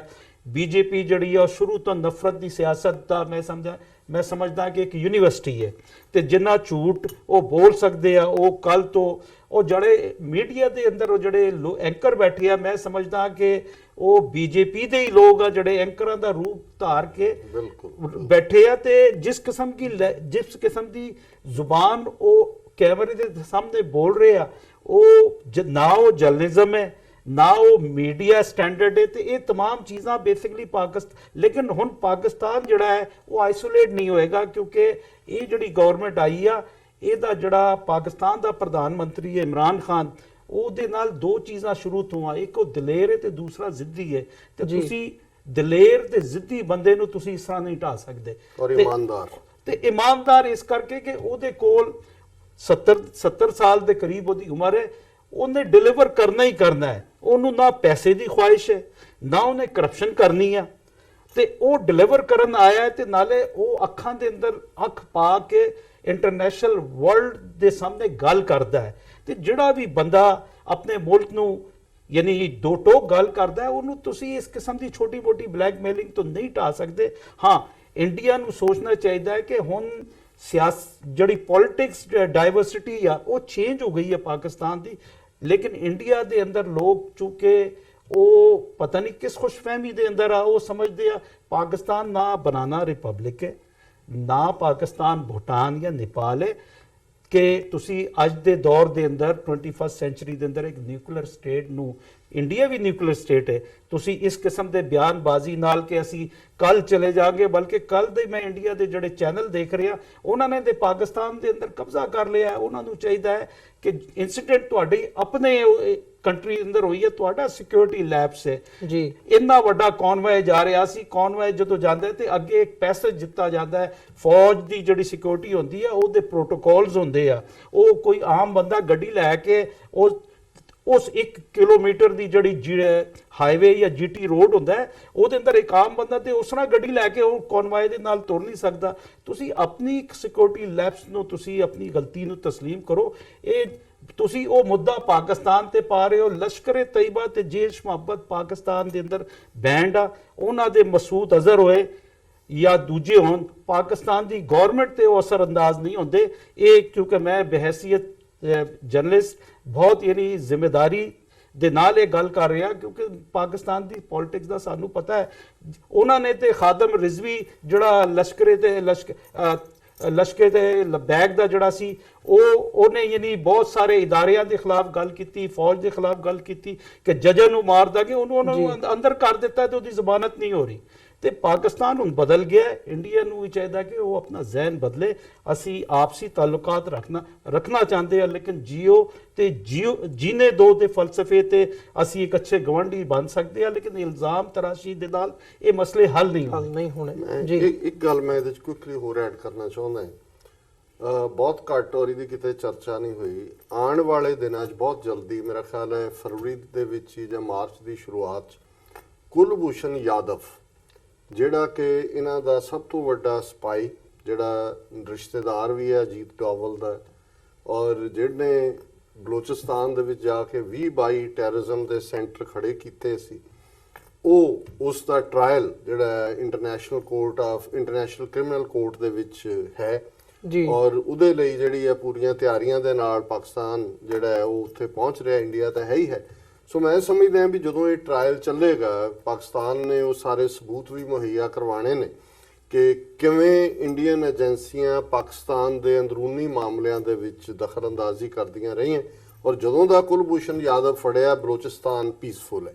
ਸੋ ਜ਼ਾਹਰ ਹੈ ਵੀ ਇਹ ਵੀ ਇੱਕ ਪਾਰਟ ਹੈ ਇਸ ਤੋਂ, ਕਿਉਂਕਿ ਜਦੋਂ ਤੁਸੀਂ, ਔਰ ਇੰਡੀਆ ਦਾ ਇੰਟਰਨੈਸ਼ਨਲ ਟੈਰਰਿਜ਼ਮ ਦਾ ਪ੍ਰੂਵਨ ਰੈਕਰਡ ਹੈ, ਪ੍ਰੂਵਡ ਹੈ ਉਹਨਾਂ ਦਾ ਰੈਕਰਡ। ਬੰਗਲਾਦੇਸ਼ ਜਿਹਨੂੰ ਇਹਨਾਂ ਨੇ ਬਣਾਇਆ, ਕੀ ਕੀਤਾ, ਕਿਵੇਂ ਮੁਕਤੀ ਬਾਹਿਨੀ ਦੇ ਥੱਲੇ ਕੀ ਹੈ, ਸਿੱਕਮ ਨੂੰ ਕਿਵੇਂ ਐਨੈਕਸ ਕੀਤਾ, ਇਹਨਾਂ ਦੇ ਆਪਣੇ ਰਾਹ ਦੇ ਅਫੀਸ਼ੀਅਲ ਬੜੇ ਮਾਣ ਨਾਲ ਕਹਿੰਦੇ ਨੇ ਕਿ ਜੀ ਸਾਡਾ ਆਪਰੇਸ਼ਨ ਇਹ ਸੀ। ਨੇਪਾਲ ਨਾਲ ਕਿਉਂ ਇਹ ਐਲੀਨੇਟ ਹੋਏ, ਕਿਉਂਕਿ ਨੇਪਾਲ 'ਚ ਵੀ ਉਹ ਕੁਝ ਕਰਨ ਜਾ ਰਹੇ ਸੀ ਜਦੋਂ ਕਿ ਉਹਨਾਂ ਦਾ ਕਨਸਟੀਟਿਊਸ਼ਨ ਬਣ ਰਿਹਾ ਸੀ। ਸੋ ਇਸ ਹਵਾਲੇ ਨਾਲ ਜਦੋਂ ਟਾਈਮਿੰਗ ਦੀ ਗੱਲ ਕਰਦੇ, ਇਹ ਵੀ ਦੇਖਣ ਵਾਲਾ ਹੈ। ਔਰ ਦੂਸਰਾ ਜਿਹੜਾ ਮੈਂ ਸਮਝਦਾ ਹਾਂ ਵੀ ਹਿਊਮਨ ਰਾਈਟਸ ਨਾਲੋਂ ਵੀ ਪਾਕਿਸਤਾਨ ਦੇ ਲਈ ਬਹੁਤ ਅਹਿਮ ਮੁੱਦਾ ਹੈ, ਉਹ ਹੈ ਪਾਣੀਆਂ ਦਾ ਇਸ਼ੂ, ਇੰਡਸ ਵਾਟਰ ਟ੍ਰੀਟੀ। ਹੁਣ ਤੁਸੀਂ ਜੇ ਇਸ ਦਿਨਾਂ ਦੀ ਡਿਬੇਟ ਇਹਨਾਂ ਦਿਨਾਂ ਦੀ ਦੇਖੋ, ਚਲੋ ਕੈਬਨਿਟ ਨੇ ਫੈਸਲਾ ਕੀਤਾ ਜੀ ਮੋਸਟ ਫੇਵਰਡ ਨੇਸ਼ਨ ਸਟੇਟਸ ਅਸੀਂ ਡਿਨਾਈ ਕਰਤਾ, ਉਹ 0 - 0 is 0 0 ਜਮਾ 0, ਪਹਿਲਾਂ ਉੱਥੇ ਕਿਹੜਾ ਟ੍ਰੇਡ ਹੋ ਰਿਹਾ। ਲੇਕਿਨ ਜਿਹੜੀ ਸਭ ਤੋਂ ਖਤਰਨਾਕ ਲਾਈਨ ਜਿਹੜੇ ਸਿੱਬਲ ਵਰਗੇ ਲੋਕ ਔਰ ਦੂਜੇ ਜਿਹੜੇ ਕਿ ਇਨਸਾਈਡਰ ਰਹੇ ਨੇ, ਉਹ ਕਹਿੰਦੇ ਨੇ ਇੰਡਸ ਵਾਟਰ ਟ੍ਰੀਟੀ ਸਕ੍ਰੈਪ ਕਰ ਦਿਓ, ਸਿੰਧੂ ਜਿਹੜਾ ਹੈ ਇਹ ਸਾਰੇ ਦੀ 1960 'ਚ ਜਿਹੜੀ ਹੋਈ। ਹੁਣ ਉਹਦੇ ਥੱਲੇ ਵੀ ਆਲਰੇਡੀ ਇਹ ਜੰਮੂ ਕਸ਼ਮੀਰ ਦੇ ਵਿੱਚ ਪਾਵਰ ਜਨਰੇਟ ਕਰਨ ਦੇ ਨਾਂ ਥੱਲੇ ਰੁਕਾਵਟਾਂ ਖੜੀਆਂ ਕਰ ਰਹੇ ਨੇ, ਔਰ ਆਲਰੇਡੀ ਉਹਨਾਂ ਨੇ ਜਿਹੜੀ ਇੰਟਰਨੈਸ਼ਨਲ ਇਸ ਦੇ ਲਈ ਟ੍ਰਿਬਿਊਨਲ ਹੁੰਦਾ ਹੈ ਪਾਕਿਸਤਾਨ ਨੇ, ਉਹਦੇ ਸ਼ਿਕਾਇਤ ਕੀਤੀ। ਆਲਰੇਡੀ ਪਿਛਲੇ ਦਿਨਾਂ ਦੇ ਵਿੱਚ ਪਾਕਿਸਤਾਨ ਦੀਆਂ 2 ਟੀਮਾਂ ਉਹਨਾਂ ਨੇ ਮੌਕੇ ਤੇ ਆ ਕੇ ਮੁਆਇਨਾ ਕੀਤਾ ਅੰਡਰ ਦਾ ਇੰਟਰਨੈਸ਼ਨਲ ਆਰਡਰ। ਸੋ ਇਹ ਜਿਹੜੇ ਦੋਨੋਂ ਇਸ਼ੂ ਨੇ ਕਿ ਕਿਵੇਂ ਭਾਰਤੀ ਸਟੇਟ ਪਾਣੀ ਨੂੰ ਐਜ਼ ਅ ਵੈਪਨ ਯੂਜ਼ ਕਰ ਰਹੀ ਹੈ ਪਾਕਿਸਤਾਨ ਨੂੰ ਡਰਾਈ ਕਰਨ ਦੇ ਲਈ, ਉੱਥੇ ਬਿਲਕੁਲ ਭੁੱਖਮਰੀ ਫੈਲਾਉਣ ਦੇ ਲਈ, ਔਰ ਕਿਵੇਂ ਕੁਲਭੂਸ਼ਣ ਯਾਦਵ ਵਰਗੇ ਲੋਕਾਂ ਨੂੰ ਵਿਦਨ ਪਾਕਿਸਤਾਨ ਯੂਜ਼ ਕੀਤਾ ਜਾ ਰਿਹਾ ਹੈ ਉਹਨਾਂ ਨੂੰ ਡੀਸਟੈਬਿਲਾਈਜ਼ ਕਰਨ ਦੇ ਲਈ। ਔਰ ਭਾਰਤ ਦਾ ਪ੍ਰਧਾਨ ਮੰਤਰੀ ਮੋਦੀ ਲਾਲ ਕਿਲ੍ਹੇ ਤੋਂ ਉਹਨੇ ਕਿਹਾ ਜੀ ਗਿਲਕਤ ਆਕੂਪਾਈਡ ਔਰ ਫਲਾਣਾ ਤੇ ਬਲੋਚਿਸਤਾਨ। ਜਦੋਂ ਪ੍ਰਾਈਮ ਮਿਨਿਸਟਰ ਆਪਣੇ ਲੋਕਾਂ ਨੂੰ ਐਡਰੈਸ ਕਰਦੇ ਆ ਗੁਆਂਢ ਦੇ ਮੁਲਕ ਦੇ ਜਿਹੜੇ ਲੋਕਾਂ ਦੇ ਲਈ ਜਿਹੜਾ ਆ ਉੱਥੇ ਗੜਬੜ ਕਰਨ ਦੀ ਗੱਲ ਕਰਦਾ, ਸੋ ਜ਼ਾਹਰ ਹੈ ਕਿ ਭਾਰਤ ਦਾ ਆਪਣਾ ਟਰੈਕ ਰੈਕੋਰਡ ਜਿਹੜਾ ਹੈ ਉਹ ਇੰਟਰਨੈਸ਼ਨਲ ਟੈਰਰਿਸਟ ਕੰਟਰੀ ਵਾਲਾ ਹੈ। ਸੋ ਇਹ ਜਿਹੜਾ ਹੁਣ ਇਸ ਘਟਨਾ ਦੇ ਨਾਲ ਉਹ ਜਿਵੇਂ ਉਹਨਾਂ ਨੇ ਇੰਟਰਨੈਸ਼ਨਲ ਹਮਦਰਦੀ ਦੇ ਨਾਂ ਥੱਲੇ ਜੀ ਅਮਰੀਕਾ ਨੇ ਕੰਡੈਮ ਕੀਤਾ, UN ਦੇ ਸੈਕਟਰੀ ਜਨਰਲ ਨੇ ਕੀਤਾ, ਰਸ਼ੀਅਨ ਇਹ ਗੋਂਗਲੂਆਂ ਤੋਂ ਮਿੱਟੀ ਲਾਉਣ ਵਾਲਾ ਕੰਮ ਹੁੰਦਾ ਹੈ। ਅਦਰਵਾਈਜ਼ ਇਹ ਗੱਲ ਬਿਲਕੁਲ ਕਲੀਅਰ ਹੈ ਕਿ ਇਹ ਅਜੀਤ ਡੋਵਲ ਜਿਹੜਾ ਕਿ ਇਸ ਸਾਰੇ ਦੌਰ ਦੇ ਵਿੱਚ ਸਿੱਖ ਮੂਵਮੈਂਟ ਦੇ ਹਵਾਲੇ ਨਾਲ ਵੀ ਅਜੀਤ ਡੋਵਲ ਦਾ ਰੈਕੋਰਡ ਬਹੁਤ ਮਾੜਾ ਰਿਹਾ ਔਰ ਜੋ ਗਵਾਂਢੀਆਂ ਦੇ ਨਾਲ ਹੋਇਆ ਜਾਂ ਹੋ ਰਿਹਾ ਉਹਦੇ 'ਚ ਵੀ ਉਹਰੇ ਮੋਦੀ ਦਾ ਖਾਸਮ ਖਾਸ ਬੰਦਾ ਹੈ। ਔਰ ਇਹਦੇ 'ਚ ਕੋਈ ਸ਼ੱਕ ਨਹੀਂ ਹੈ ਕਿ 2017 ਦੀਆਂ ਪਾਰਲੀਮਾਨੀ ਚੋਣਾਂ ਜਿਤਾਉਣ ਦੇ ਲਈ ਇਹ ਕਿਸੇ ਹੱਦ ਤੱਕ ਵੀ ਜਾਣ ਲਈ ਤਿਆਰ ਨੇ। ਜੀ ਡਾਕਟਰ ਸਾਹਿਬ ਮਲਿਕ ਸਾਹਿਬ, ਸਾਡਾ ਸਮਾਂ ਸਾਨੂੰ ਇੱਕ ਬ੍ਰੇਕ ਤੇ ਜਾਣ ਦੀ ਸਾਡੀ ਉਹ ਹੈਗੀ ਹੈ। ਸੋ ਵਿਊਅਰਸ, ਅਸੀਂ ਇੱਕ ਬ੍ਰੇਕ ਤੋਂ ਬਾਅਦ ਇਸ ਵਿਚਾਰ ਚਰਚਾ ਨੂੰ ਇੱਥੋਂ ਹੀ ਕੰਟੀਨਿਊ ਕਰਾਂਗੇ। ਇੱਕ ਛੋਟੇ ਜਿਹੇ ਬ੍ਰੇਕ ਤੋਂ ਬਾਅਦ ਮਿਲਦੇ ਹਾਂ।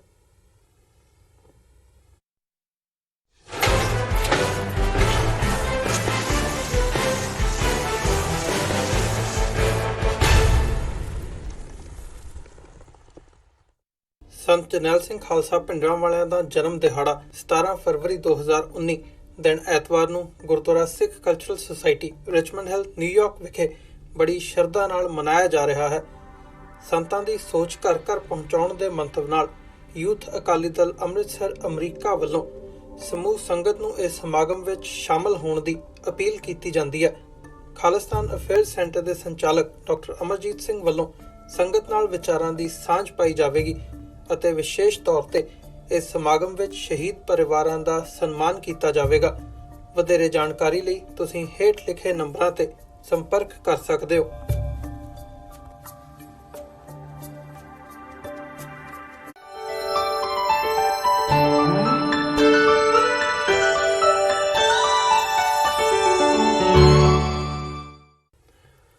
ਵਿਊਅਰਸ, ਬ੍ਰੇਕ ਤੋਂ ਬਾਅਦ ਤੁਹਾਡਾ ਸਾਰਿਆਂ ਦਾ ਸਵਾਗਤ ਹੈ। ਜਿਵੇਂ ਕਿ ਅਸੀਂ ਬ੍ਰੇਕ ਤੇ ਜਾਣ ਤੋਂ ਪਹਿਲਾਂ ਜਿਹੜਾ ਬੀਤੀ ਕੱਲ ਕਸ਼ਮੀਰ ਦੇ ਵਿੱਚ ਪੁਲਵਾਮਾ ਅਟੈਕ ਹੋਇਆ, ਜਿਹੜਾ CRPF ਦੀ ਕੌਨਵੋਏ ਸੀ ਉਹਦੇ ਤੇ ਜੈਸ਼ ਏ ਮੁਹੰਮਦ ਵੱਲੋਂ ਉਹਦੀ ਜ਼ਿੰਮੇਵਾਰੀ ਲਈ ਦੱਸੀ ਜਾ ਰਹੀ ਹੈ।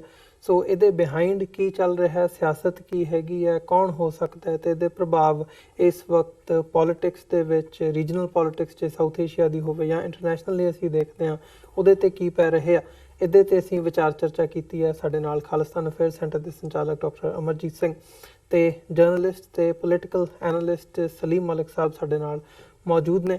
ਇਹਨਾਂ ਦੋਹਾਂ ਦਾ ਹੀ ਮੰਨਣਾ ਹੈਗਾ ਕਿ ਜਦੋਂ ਅਸੀਂ ਓਵਰਆਲ ਇਹ ਸਾਰੇ ਸਿਨੈਰੀਓ ਨੂੰ ਜਾਂ ਪਿਛਲੇ 6 ਮਹੀਨੇ ਦੇ ਸਾਰੇ ਟਰੈਕ ਰੈਕੋਰਡ ਦੇਖਦੇ ਹਾਂ ਤਾਂ ਪਾਕਿਸਤਾਨ ਇਸ ਵਕਤ ਇੱਦਾਂ ਦੀ ਪੋਜੀਸ਼ਨ ਦੇ ਵਿੱਚ ਹੈਗਾ ਇਕਨੋਮਿਕਲੀ ਵੀ ਤੇ ਅਦਰਵਾਈਜ਼ ਪੋਲੀਟੀਕਲੀ ਵੀ ਕਿ ਉਹ ਅਫੋਰਡ ਨਹੀਂ ਕਰਦੇ ਕਿਸੇ ਵੀ ਤਰ੍ਹਾਂ ਦੇ ਸਕੈਂਡਲ ਨੂੰ ਆਪਣੇ ਉੱਪਰ ਲੈ ਕੇ ਆਉਣਾ।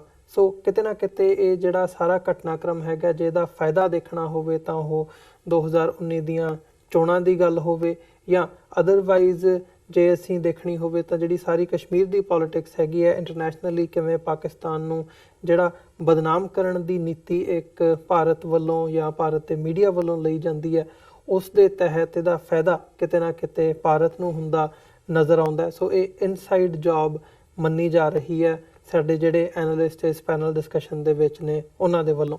ਸੋ ਇਸ ਗੱਲਬਾਤ ਨੂੰ ਅਸੀਂ ਅੱਗੇ ਤੋਰਦੇ ਹਾਂ, ਖਾਸ ਤੌਰ ਤੇ ਭਾਰਤ ਦੇ ਵਿੱਚ ਜਿਹੜੀ ਇਸ ਵਕਤ ਸਥਿਤੀ ਬਣੀ ਹੋਈ ਹੈ, ਜਿਹੜਾ ਰੁਝਾਨ ਇੱਕ ਭਾਰਤ ਦੇ ਜਿਹੜੇ ਨਿਵਾਸੀ ਹੈਗੇ ਆ ਉਹਨਾਂ ਦੇ ਵਿੱਚ ਪਾਇਆ ਜਾ ਰਿਹਾ ਹੈ, ਉਸ ਬਾਬਤ ਗੱਲਬਾਤ ਕਰਾਂਗੇ।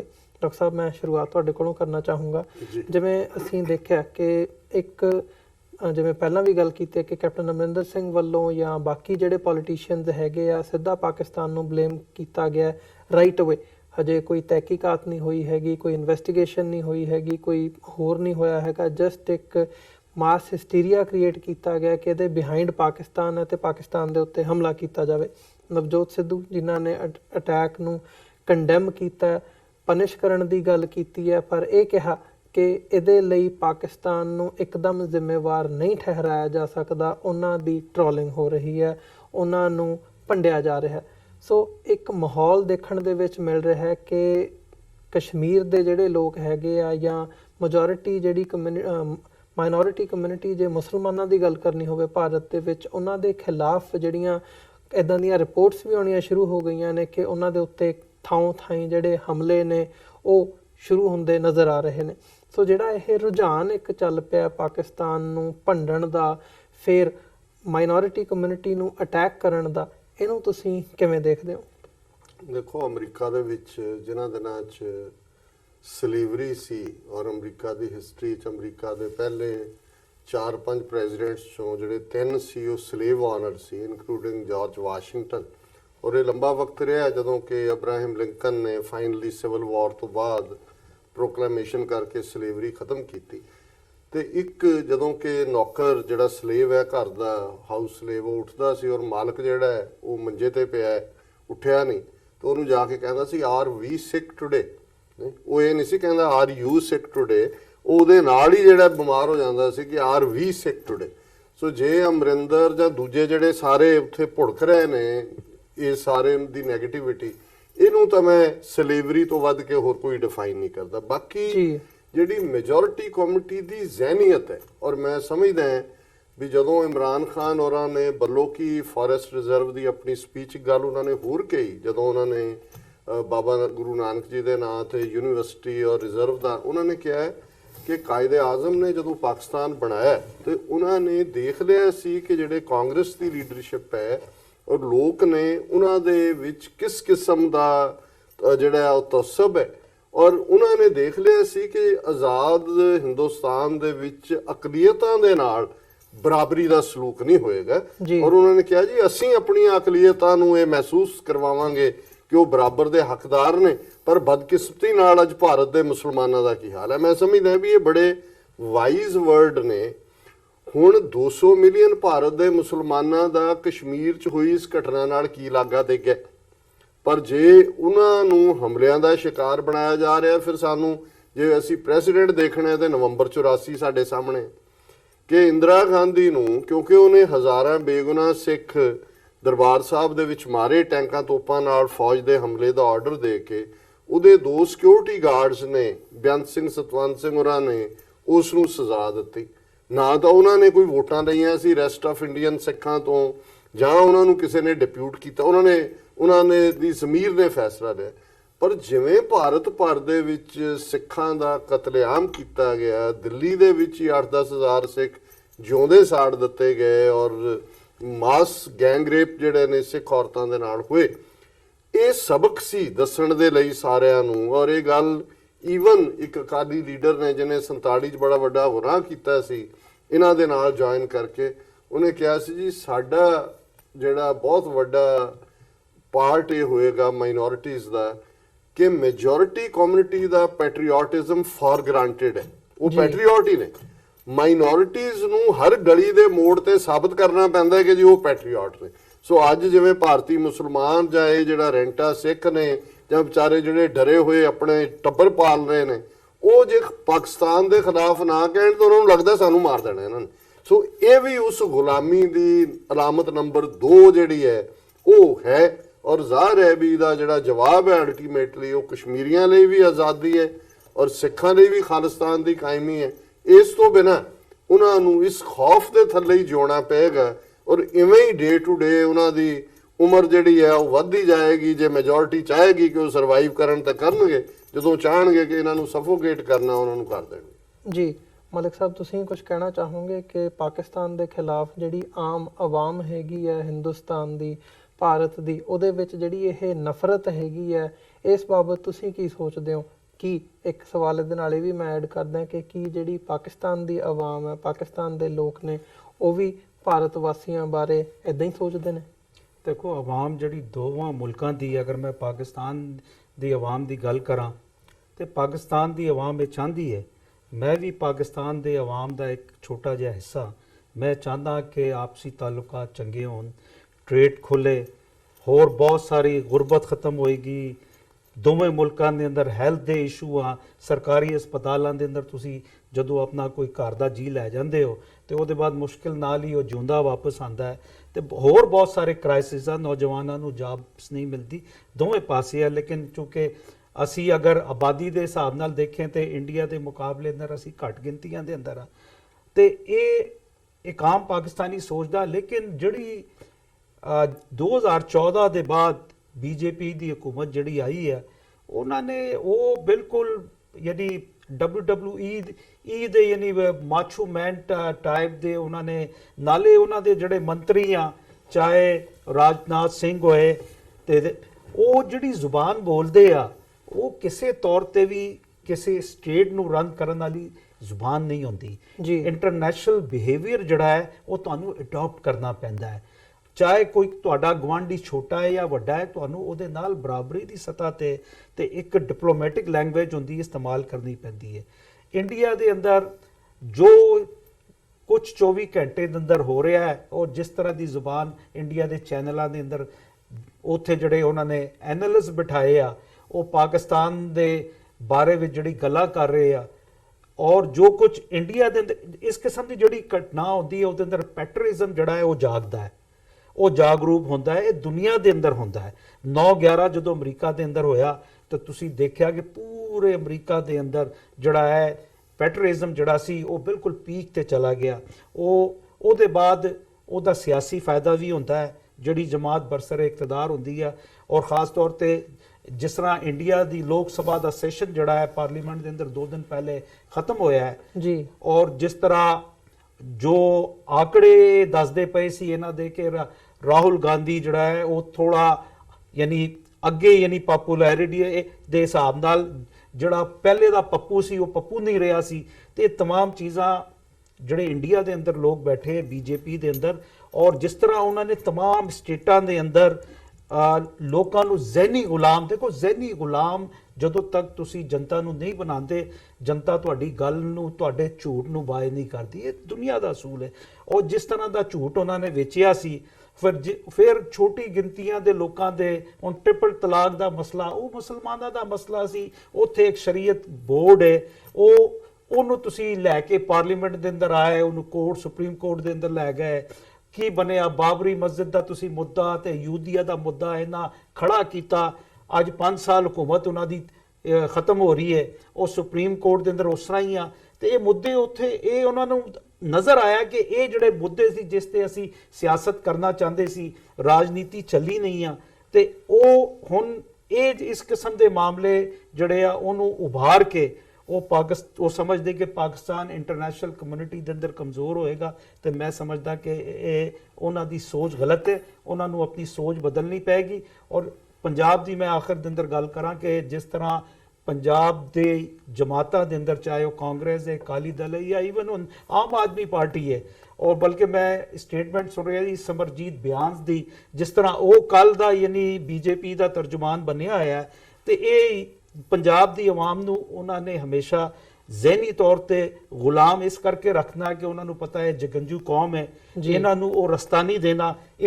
ਇੱਕ ਛੋਟੇ ਜਿਹੇ ਮਾਮਲੇ ਤੇ ਬਹੁਤ ਵੱਡੀ ਖੁਸ਼ੀ ਜਿਹੜੀ ਆ ਪੰਜਾਬ ਨੂੰ ਕਰਤਾਰ ਸਿੰਘ ਲਾਂਘਾ ਖੁੱਲਣ ਦੇ ਸਿਲਸਿਲੇ ਦੇ ਅੰਦਰ ਮਿਲ ਰਹੀ ਸੀ, ਉਹ ਉਹਨਾਂ ਨੂੰ ਕਿਸੇ ਤਰ੍ਹਾਂ ਹਜ਼ਮ ਨਹੀਂ ਹੋਈ।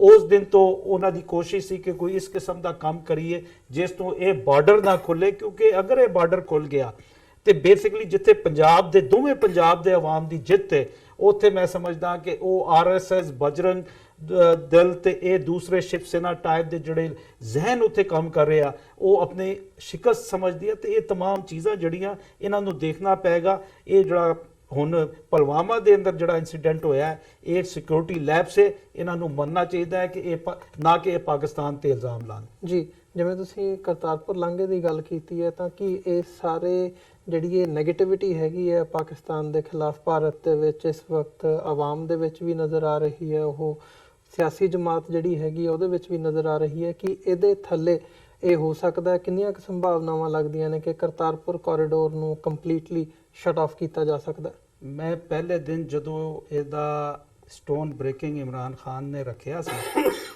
ਤੇ ਉਹਦੇ ਬਾਅਦ ਅਗਲੇ 3 ਦਿਨ ਜਿਹੜਾ ਇੰਡੀਆ ਮੀਡੀਆ ਜਿਹੜੀ ਜ਼ਬਾਨ ਬੋਲਦਾ ਰਿਹਾ ਹੈ, ਉਹਨੂੰ ਮੈਂ ਬੜੇ ਯਾਨੀ ਬਹਿ ਕੇ ਉਹਨੂੰ ਵਾਚ ਕੀਤਾ ਔਰ ਇਹ ਦੇਖਿਆ ਕਿ ਜਿਹੜੀ ਮਾਸ ਮੈਜੋਰਿਟੀ ਹੈ, ਚਾਹੇ ਤੁਸੀਂ ਉਹਨੂੰ ਮੰਨੋ ਨਾ ਮੰਨੋ, ਕਿ ਉਹ ਉੱਥੇ ਰਾਮ ਰਾਜ ਦੇ ਬਜਾਏ ਰਾਵਣ ਰਾਜ ਲੈ ਆਈ ਹੈ। ਤੇ ਉਹਨਾਂ ਦਾ ਜ਼ਿਹਨ ਇਹ ਸੀ ਕਿ ਉਹ ਬੇਸਿਕਲੀ ਦੇਖੋ, ਗੱਲ ਇਹ ਨਹੀਂ ਆ ਕਿ ਉਹ ਪੰਜਾਬ ਦੇ ਆਵਾਮ ਨੂੰ, ਚੜ੍ਹਦੇ ਪੰਜਾਬ ਦੇ ਆਵਾਮ ਨੂੰ ਕੁਝ ਦੇਣਾ ਨਹੀਂ ਚਾਹੁੰਦੀ, ਲੇਕਿਨ ਉਹਨਾਂ ਨੂੰ ਉਹ ਉਸ ਜ਼ਹਿਨੀ ਮਾਸ਼ੀ ਗੁਲਾਮੀ ਤੋਂ, ਅਗਰ NRI ਪੰਜਾਬੀ ਓਵਰਸੀਜ਼ ਡਾਇਸਪੋਰਾ ਜਿਹਨੂੰ ਕਹਿੰਦੇ ਆ, ਉਹ ਉੱਥੇ ਅਗਰ ਇਨਵੈਸਟਮੈਂਟ ਨਹੀਂ ਕਰਦਾ, ਪੱਕੇ ਘਰ ਨਹੀਂ ਬਣਾਉਂਦਾ, ਉੱਥੇ ਯਾਨੀ ਮੈਂ ਪੰਜਾਬ ਦੇ ਅੰਦਰ ਇਨਵੈਸਟਮੈਂਟ ਨਹੀਂ ਕਰਦਾ, ਤੇ ਅੱਜ ਪੰਜਾਬ ਦਾ ਜਿਹੜਾ NRI ਪੰਜਾਬੀਆਂ ਦੀ ਵਜ੍ਹਾ ਨਾਲ ਜਿਹੜੀ ਉੱਥੇ ਥੋੜੀ ਜਿਹੀ ਖੁਸ਼ਹਾਲੀ ਆਈ ਹੈ, ਉਹ ਵੀ ਉਹ ਵੇਖਣਾ ਨਹੀਂ ਚਾਹੁੰਦੇ ਸੀ ਬੇਸਿਕਲੀ।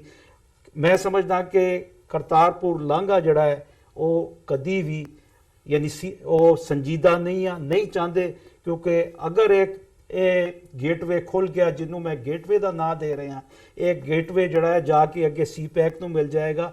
ਤੇ ਇਹ तमाम, ਕਿਉਂਕਿ ਪੰਜਾਬ ਦੇ ਜਿਹੜੇ ਲੋਕ ਆ, ਉਹ ਜਦੋਂ ਇਹ ਵੇਖਾਂਗੇ ਕਿ ਆਪਸ ਦੇ ਅੰਦਰ ਇੰਨੀ ਪਿਆਰ ਮੁਹੱਬਤ ਹੈ ਜੀ, ਤੇ ਉਹ ਉੱਥੇ ਇਨਵੈਸਟਮੈਂਟ ਕਰਾਂਗੇ, ਉਹਨਾਂ ਨੂੰ ਇੱਕ ਸਸਤਾ ਰਸਤਾ ਮਿਲੇਗਾ ਕਿ ਉਹ ਵੀ ਅੱਗੇ ਜਾ ਕੇ ਆਪਣੀ ਜਿਹੜੀ ਇਨਵੈਸਟਮੈਂਟ ਹੈ ਜਾਂ ਆਪਣੀ ਤਿਜਾਰਤ ਜਿਹੜੀ ਆ ਉਹ ਅੱਗੇ ਲੈ ਕੇ ਅੱਗੇ ਤੋਰਨ। ਤੋਂ ਇਹ तमाम ਚੀਜ਼ਾਂ ਜਿਹੜੀ ਗੱਲਾਂ ਅਸੀਂ ਅੱਜ ਸਟੂਡੀਓ ਦੇ ਅੰਦਰ ਕਰ ਰਹੇ ਆ, ਇਹ ਜਿਹੜੇ ਲੋਕ ਸਰਕਾਰਾਂ ਦੇ ਅੰਦਰ ਬੈਠੇ ਹੁੰਦੇ ਆ, ਉਹਨਾਂ ਦੇ ਕੋਲ ਵੀ ਥਿੰਕ ਟੈਂਕਸ ਹੁੰਦੇ ਆ।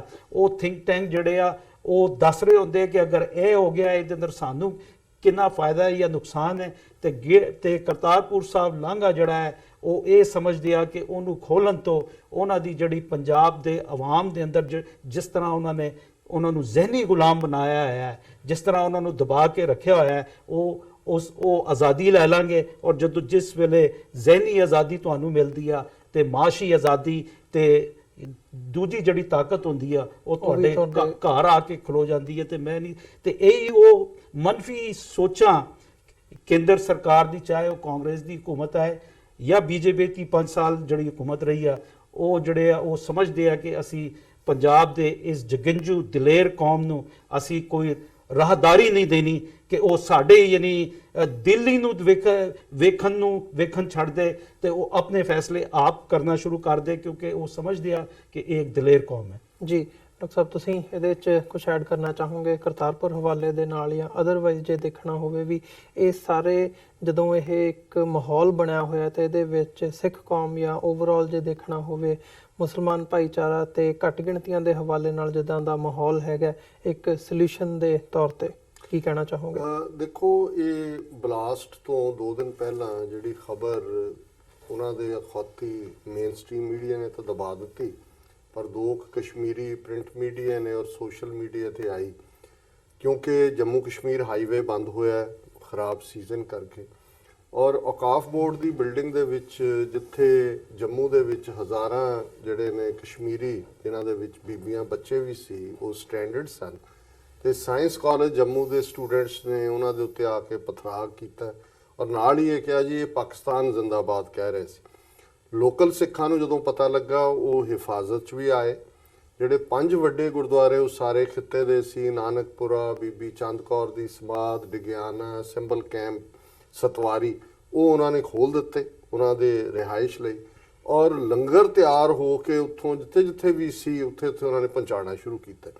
ਸੋ ਮੈਂ ਸਮਝਦਾ ਹਾਂ ਵੀ ਅੱਜ ਜੋ ਹਾਲਾਤ ਬਣੇ ਹੋਏ ਨੇ, ਸਭ ਤੋਂ ਪਹਿਲਾਂ ਤਾਂ ਮੈਂ ਕਸ਼ਮੀਰੀ ਭਰਾਵਾਂ ਭੈਣਾਂ ਨੂੰ ਲੈ ਕੇ ਚਿੰਤਤ ਹਾਂ। ਔਰ ਕਦੇ ਨਹੀਂ ਹੁੰਦਾ ਕਿ ਜਿਸ ਫੋਰਸ ਦੇ ਬੰਦੇ ਮਾਰੇ ਜਾਂਦੇ ਨੇ ਉਹ ਰਿਵੈਂਜ ਦੀ ਗੱਲ ਕਰਦਾ। CRPF ਦੇ ਅਫੀਸ਼ੀਅਲ ਵੈਬਸਾਈਟ ਦੇ ਉੱਤੇ ਅੱਜ ਉਹਨਾਂ ਨੇ ਪੋਸਟ ਕੀਤਾ, we will never forgive and we will never forget. So ਜ਼ਾਹਰ ਹੈ ਕਿ ਆਉਣ ਵਾਲੀ ਟਾਈਮ 'ਚ ਬੇਗੁਨਾਹ ਕਸ਼ਮੀਰੀਆਂ ਦੇ ਉੱਤੇ ਇਹ CRPF, ਇਹ ਫੌਜ ਹੋਰ ਵੀ ਜ਼ੁਲਮ ਢਾਏਗੀ। ਆਉਣ ਵਾਲੇ ਦਿਨਾਂ 'ਚ ਅਸੀਂ ਝੂਠੇ ਪੁਲਿਸ ਮੁਕਾਬਲਿਆਂ ਦਾ ਵੀ ਸਿਲਸਿਲਾ ਦੇਖ ਸਕਦੇ ਹਾਂ। ਡਾਕਟਰ ਸਾਹਿਬ, ਕੱਲ ਤੁਸੀਂ ਦੇਖੋ ਨਾ, ਗੁੱਜਰ ਨਾਲਾ ਜੰਮੂ ਦਾ ਜਿਹੜਾ ਇਲਾਕਾ ਹੈ, ਉੱਥੇ 100 ਤੋਂ ਜ਼ਿਆਦਾ ਮੁਸਲਮਾਨਾਂ ਦੀ ਗੱਡੀਆਂ ਸਾੜਤੀ, ਜੀ ਉੱਥੇ ਜ਼ਖਮੀ ਕੀਤੇ, ਮਾਰੇ, ਤੇ ਇਹ ਸ਼ੁਰੂ ਹੋ ਗਿਆ। ਬਿਲਕੁਲ। ਔਰ DC ਜੰਮੂ ਦਾ ਇਹ ਕਹਿਣਾ ਹੈ ਕਿ ਜੀ ਜਿਹੜੀ ਸਿਚੁਏਸ਼ਨ ਹੈ ਆਊਟ ਆਫ ਕੰਟਰੋਲ ਹੈ ਔਰ ਜੰਮੂ 'ਚ ਕਰਫਿਊ ਲਾਇਆ। ਔਰ ਮੈਨੂੰ ਇਹ ਲੱਗਦਾ ਹੈ ਵੀ ਇਹ ਵਰਤਾਰਾ ਸਿਰਫ ਜੰਮੂ ਕਸ਼ਮੀਰ ਤੱਕ ਮਹਿਦੂਦ ਨਹੀਂ ਰਹੇਗਾ, ਇਹ ਭਾਰਤ ਦੇ ਵਿੱਚ ਜਾਏਗਾ, ਕਿਉਂਕਿ ਇਹੀ ਮੁੱਦਾ ਇਹਨਾਂ ਨੂੰ ਹਿੰਦੂਤਵੀਆਂ ਨੂੰ ਚਾਹੀਦਾ ਸੀ। ਜਿਵੇਂ ਮਲਕ ਸਾਹਿਬ ਨੇ ਕਿਹਾ ਵੀ ਪੈਟਰੀਓਟਿਜ਼ਮ ਅਖੌਤੀ ਜਿਹੜਾ ਹੁੰਦਾ ਹੈ ਇੱਕ ਸੁੱਤੇ ਨਾਗ ਵਾਂਗ ਹੁੰਦਾ ਹੈ, ਔਰ ਹਮੇਸ਼ਾ ਹੀ ਜਿਹੜੇ ਇਸ ਕਿਸਮ ਦੇ ਵੈਸਟਡ ਇੰਟਰਸਟ ਹੁੰਦੇ ਨੇ, ਔਰ ਇੱਕ ਬੜੀ ਪਪੂਲਰ ਸੇਇੰਗ ਹੈ ਕਿ ਪੈਟਰੀਓਟਿਜ਼ਮ ਇਜ਼ ਦਾ ਲਾਸਟ ਰੈਫਿਊਜ ਆਫ ਦਾ ਸਕਾਉਂਡਰਲਸ। ਸੋ ਇਹ ਜਿਹੜੇ ਨੇ ਸਕਾਉਂਡਰਲ, ਇਹਨਾਂ ਦਾ ਲਾਸਟ ਰੈਫਿਊਜ ਵੀ ਪੈਟਰੀਓਟਿਜ਼ਮ ਹੈ, ਤੇ ਇਹਨਾਂ ਦਾ ਪਹਿਲਾ ਵੀ ਪੈਟਰੀਓਟਿਜ਼ਮ ਹੀ ਹਿੰਦੂਤਵਾ ਦੇ ਨਾਂ ਥੱਲੇ। ਸੋ ਮੈਂ ਸਮਝਦਾ ਵੀ ਸਾਨੂੰ ਡਾਇਸਪੋਰਾ ਸਿੱਖਾਂ ਨੂੰ ਵੀ, ਔਰ ਡਾਇਸਪੋਰਾ ਸਾਡੀ ਪਾਕਿਸਤਾਨੀ ਕਮਿਊਨਿਟੀ ਵੀ, ਡਾਇਸਪੋਰਾ ਇੰਡੀਅਨ origin ਦੇ ਮੁਸਲਮਾਨਾਂ ਤੇ ਤਾਂ ਮੈਂ ਕਾਊਂਟ ਨਹੀਂ ਕਰਦਾ ਕਸ਼ਮੀਰੀਆਂ ਤੋਂ ਬਿਨਾ, ਉਹ ਤਾਂ ਵਿਚਾਰੇ ਵੈਸੇ ਹੀ ਜਿਹੜੇ ਨੇ ਡਰੇ ਹੋਏ ਨੇ, ਉਹ ਤਾਂ ਬੱਕਰੀਆਂ ਹੀ ਨੇ। ਔਰ ਮੈਂ ਸਮਝਦਾ ਵੀ ਸਾਨੂੰ ਇੱਕ ਤਾਂ ਜਿਹੜਾ ਆਪਣਾ ਰਿਜ਼ੋਲਵ ਹੈ ਪਾਕਿਸਤਾਨ ਦੇ ਵਿੱਚ ਆਪਣੇ ਗੁਰਦੁਆਰਿਆਂ ਨਾਲ ਸੰਬੰਧਿਤ ਜਿਹੜੀ ਗੁੱਡਵਿਲ ਹੈ ਉਹਨੂੰ ਅੱਗੇ ਤੋਰਨ ਦੇ ਲਈ ਉੱਥੇ ਆਪਣੇ ਚੈਨਲ ਖੁੱਲੇ ਰੱਖਣੇ, ਔਰ ਭਾਰਤ ਦੇ ਵਿੱਚ ਵੀ ਅਸੀਂ ਇਹ ਜ਼ਰੂਰ ਆਪਣੇ ਜਿਹੜੇ ਸੀਨੀਅਰ ਐਲੀਮੈਂਟ ਨੇ ਜਿਨ੍ਹਾਂ ਨੇ ਗੁਲਾਮੀ ਨਹੀਂ ਕਬੂਲੀ ਹੋਈ ਕਿ ਭਾਈ ਤੁਸੀਂ ਬਿਲਕੁਲ ਹਿੱਸਾ ਨਾ ਬਣੋ ਇਸ ਨੈਗੇਟਿਵ ਕੈਂਪੇਨ ਦਾ। ਕੱਲ ਨੂੰ ਸਾਨੂੰ ਨਵੰਬਰ 84 ਨਹੀਂ ਭੁੱਲਣਾ ਚਾਹੀਦਾ, ਔਰ ਉਸ ਦੌਰ ਦੇ ਵਿੱਚ ਵੀ ਜੇ ਬਚਾਅ ਯੂਪੀ ਬਿਹਾਰ ਜਿਹਨਾਂ ਥਾਵਾਂ ਤੇ ਹੋਇਆ ਇਸ ਲਈ ਕਿ ਮੁਸਲਮਾਨ ਸਾਡੇ ਜਿਹੜੇ ਨੇ ਉਹ ਸਪੋਰਟ ਦੇ ਉੱਤੇ ਆਏ, ਜਿਹਨੂੰ ਕਦੇ ਉਹ ਨਹੀਂ ਕਹਿਣਗੇ ਜੀ ਦਿੱਲੀ में हिंदुओं ने बहुत सिखों को बचाया, ਇਹ ਬਿਲਕੁਲ ਝੂਠ ਹੈ। ਔਰ ਮੈਂ ਸਮਝਦਾ ਵੀ ਇਸ ਵੇਲੇ ਜਿਵੇਂ ਜੰਮੂ ਦੇ ਵਿੱਚ ਸਿੱਖ ਕਮਿਊਨਿਟੀ ਨੇ ਵਿਜ਼ਡਮ ਦਾ ਪ੍ਰਗਟਾਵਾ ਕੀਤਾ, ਸਿੱਖੀ ਸਪਿਰਿਟ ਦਾ ਪ੍ਰਗਟਾਵਾ ਕੀਤਾ, ਇਹੀ ਸਾਡਾ ਜਿਹੜਾ ਵਰਤਾਰਾ ਹੈ ਭਾਰਤ ਭਰ ਦੇ ਸਿੱਖਾਂ ਦਾ ਵੀ ਹੋਣਾ ਚਾਹੀਦਾ। ਅਦਰਵਾਈਜ਼ ਫਿਰ ਸਾਡਾ ਹਾਲ ਉਹੀ ਹੋਏਗਾ ਜਿਵੇਂ ਉਹ ਇੱਕ ਰਿਬਾਈ ਨੇ ਹਿਟਲਰ ਦੇ ਜ਼ਮਾਨੇ 'ਚ ਕਿਹਾ ਸੀ ਕਿ ਦੇ came after A communist, I was silent as I was not a communist. They came after a Catholic. I was silent as I was not a Catholic. They came after a Jew. I was silent as I was not a Jew. Then they came after me and nobody was left to speak for me. ਕਿ ਅਸੀਂ ਇਹ ਸਮਝਿਆ ਜੀ ਨਹੀਂ ਇਹ ਕਸ਼ਮੀਰੀਆਂ ਨਾਲ ਜਾਂ ਮੁਸਲਮਾਨਾਂ ਨਾਲ ਹੋ ਰਿਹਾ ਜਾਂ ਇਕੱਲਾ ਈਸਾਈਆਂ ਨਾਲ ਹੋ ਰਿਹਾ ਜਾਂ ਦਲਿਤਾਂ ਨਾਲ ਹੋ ਰਿਹਾ।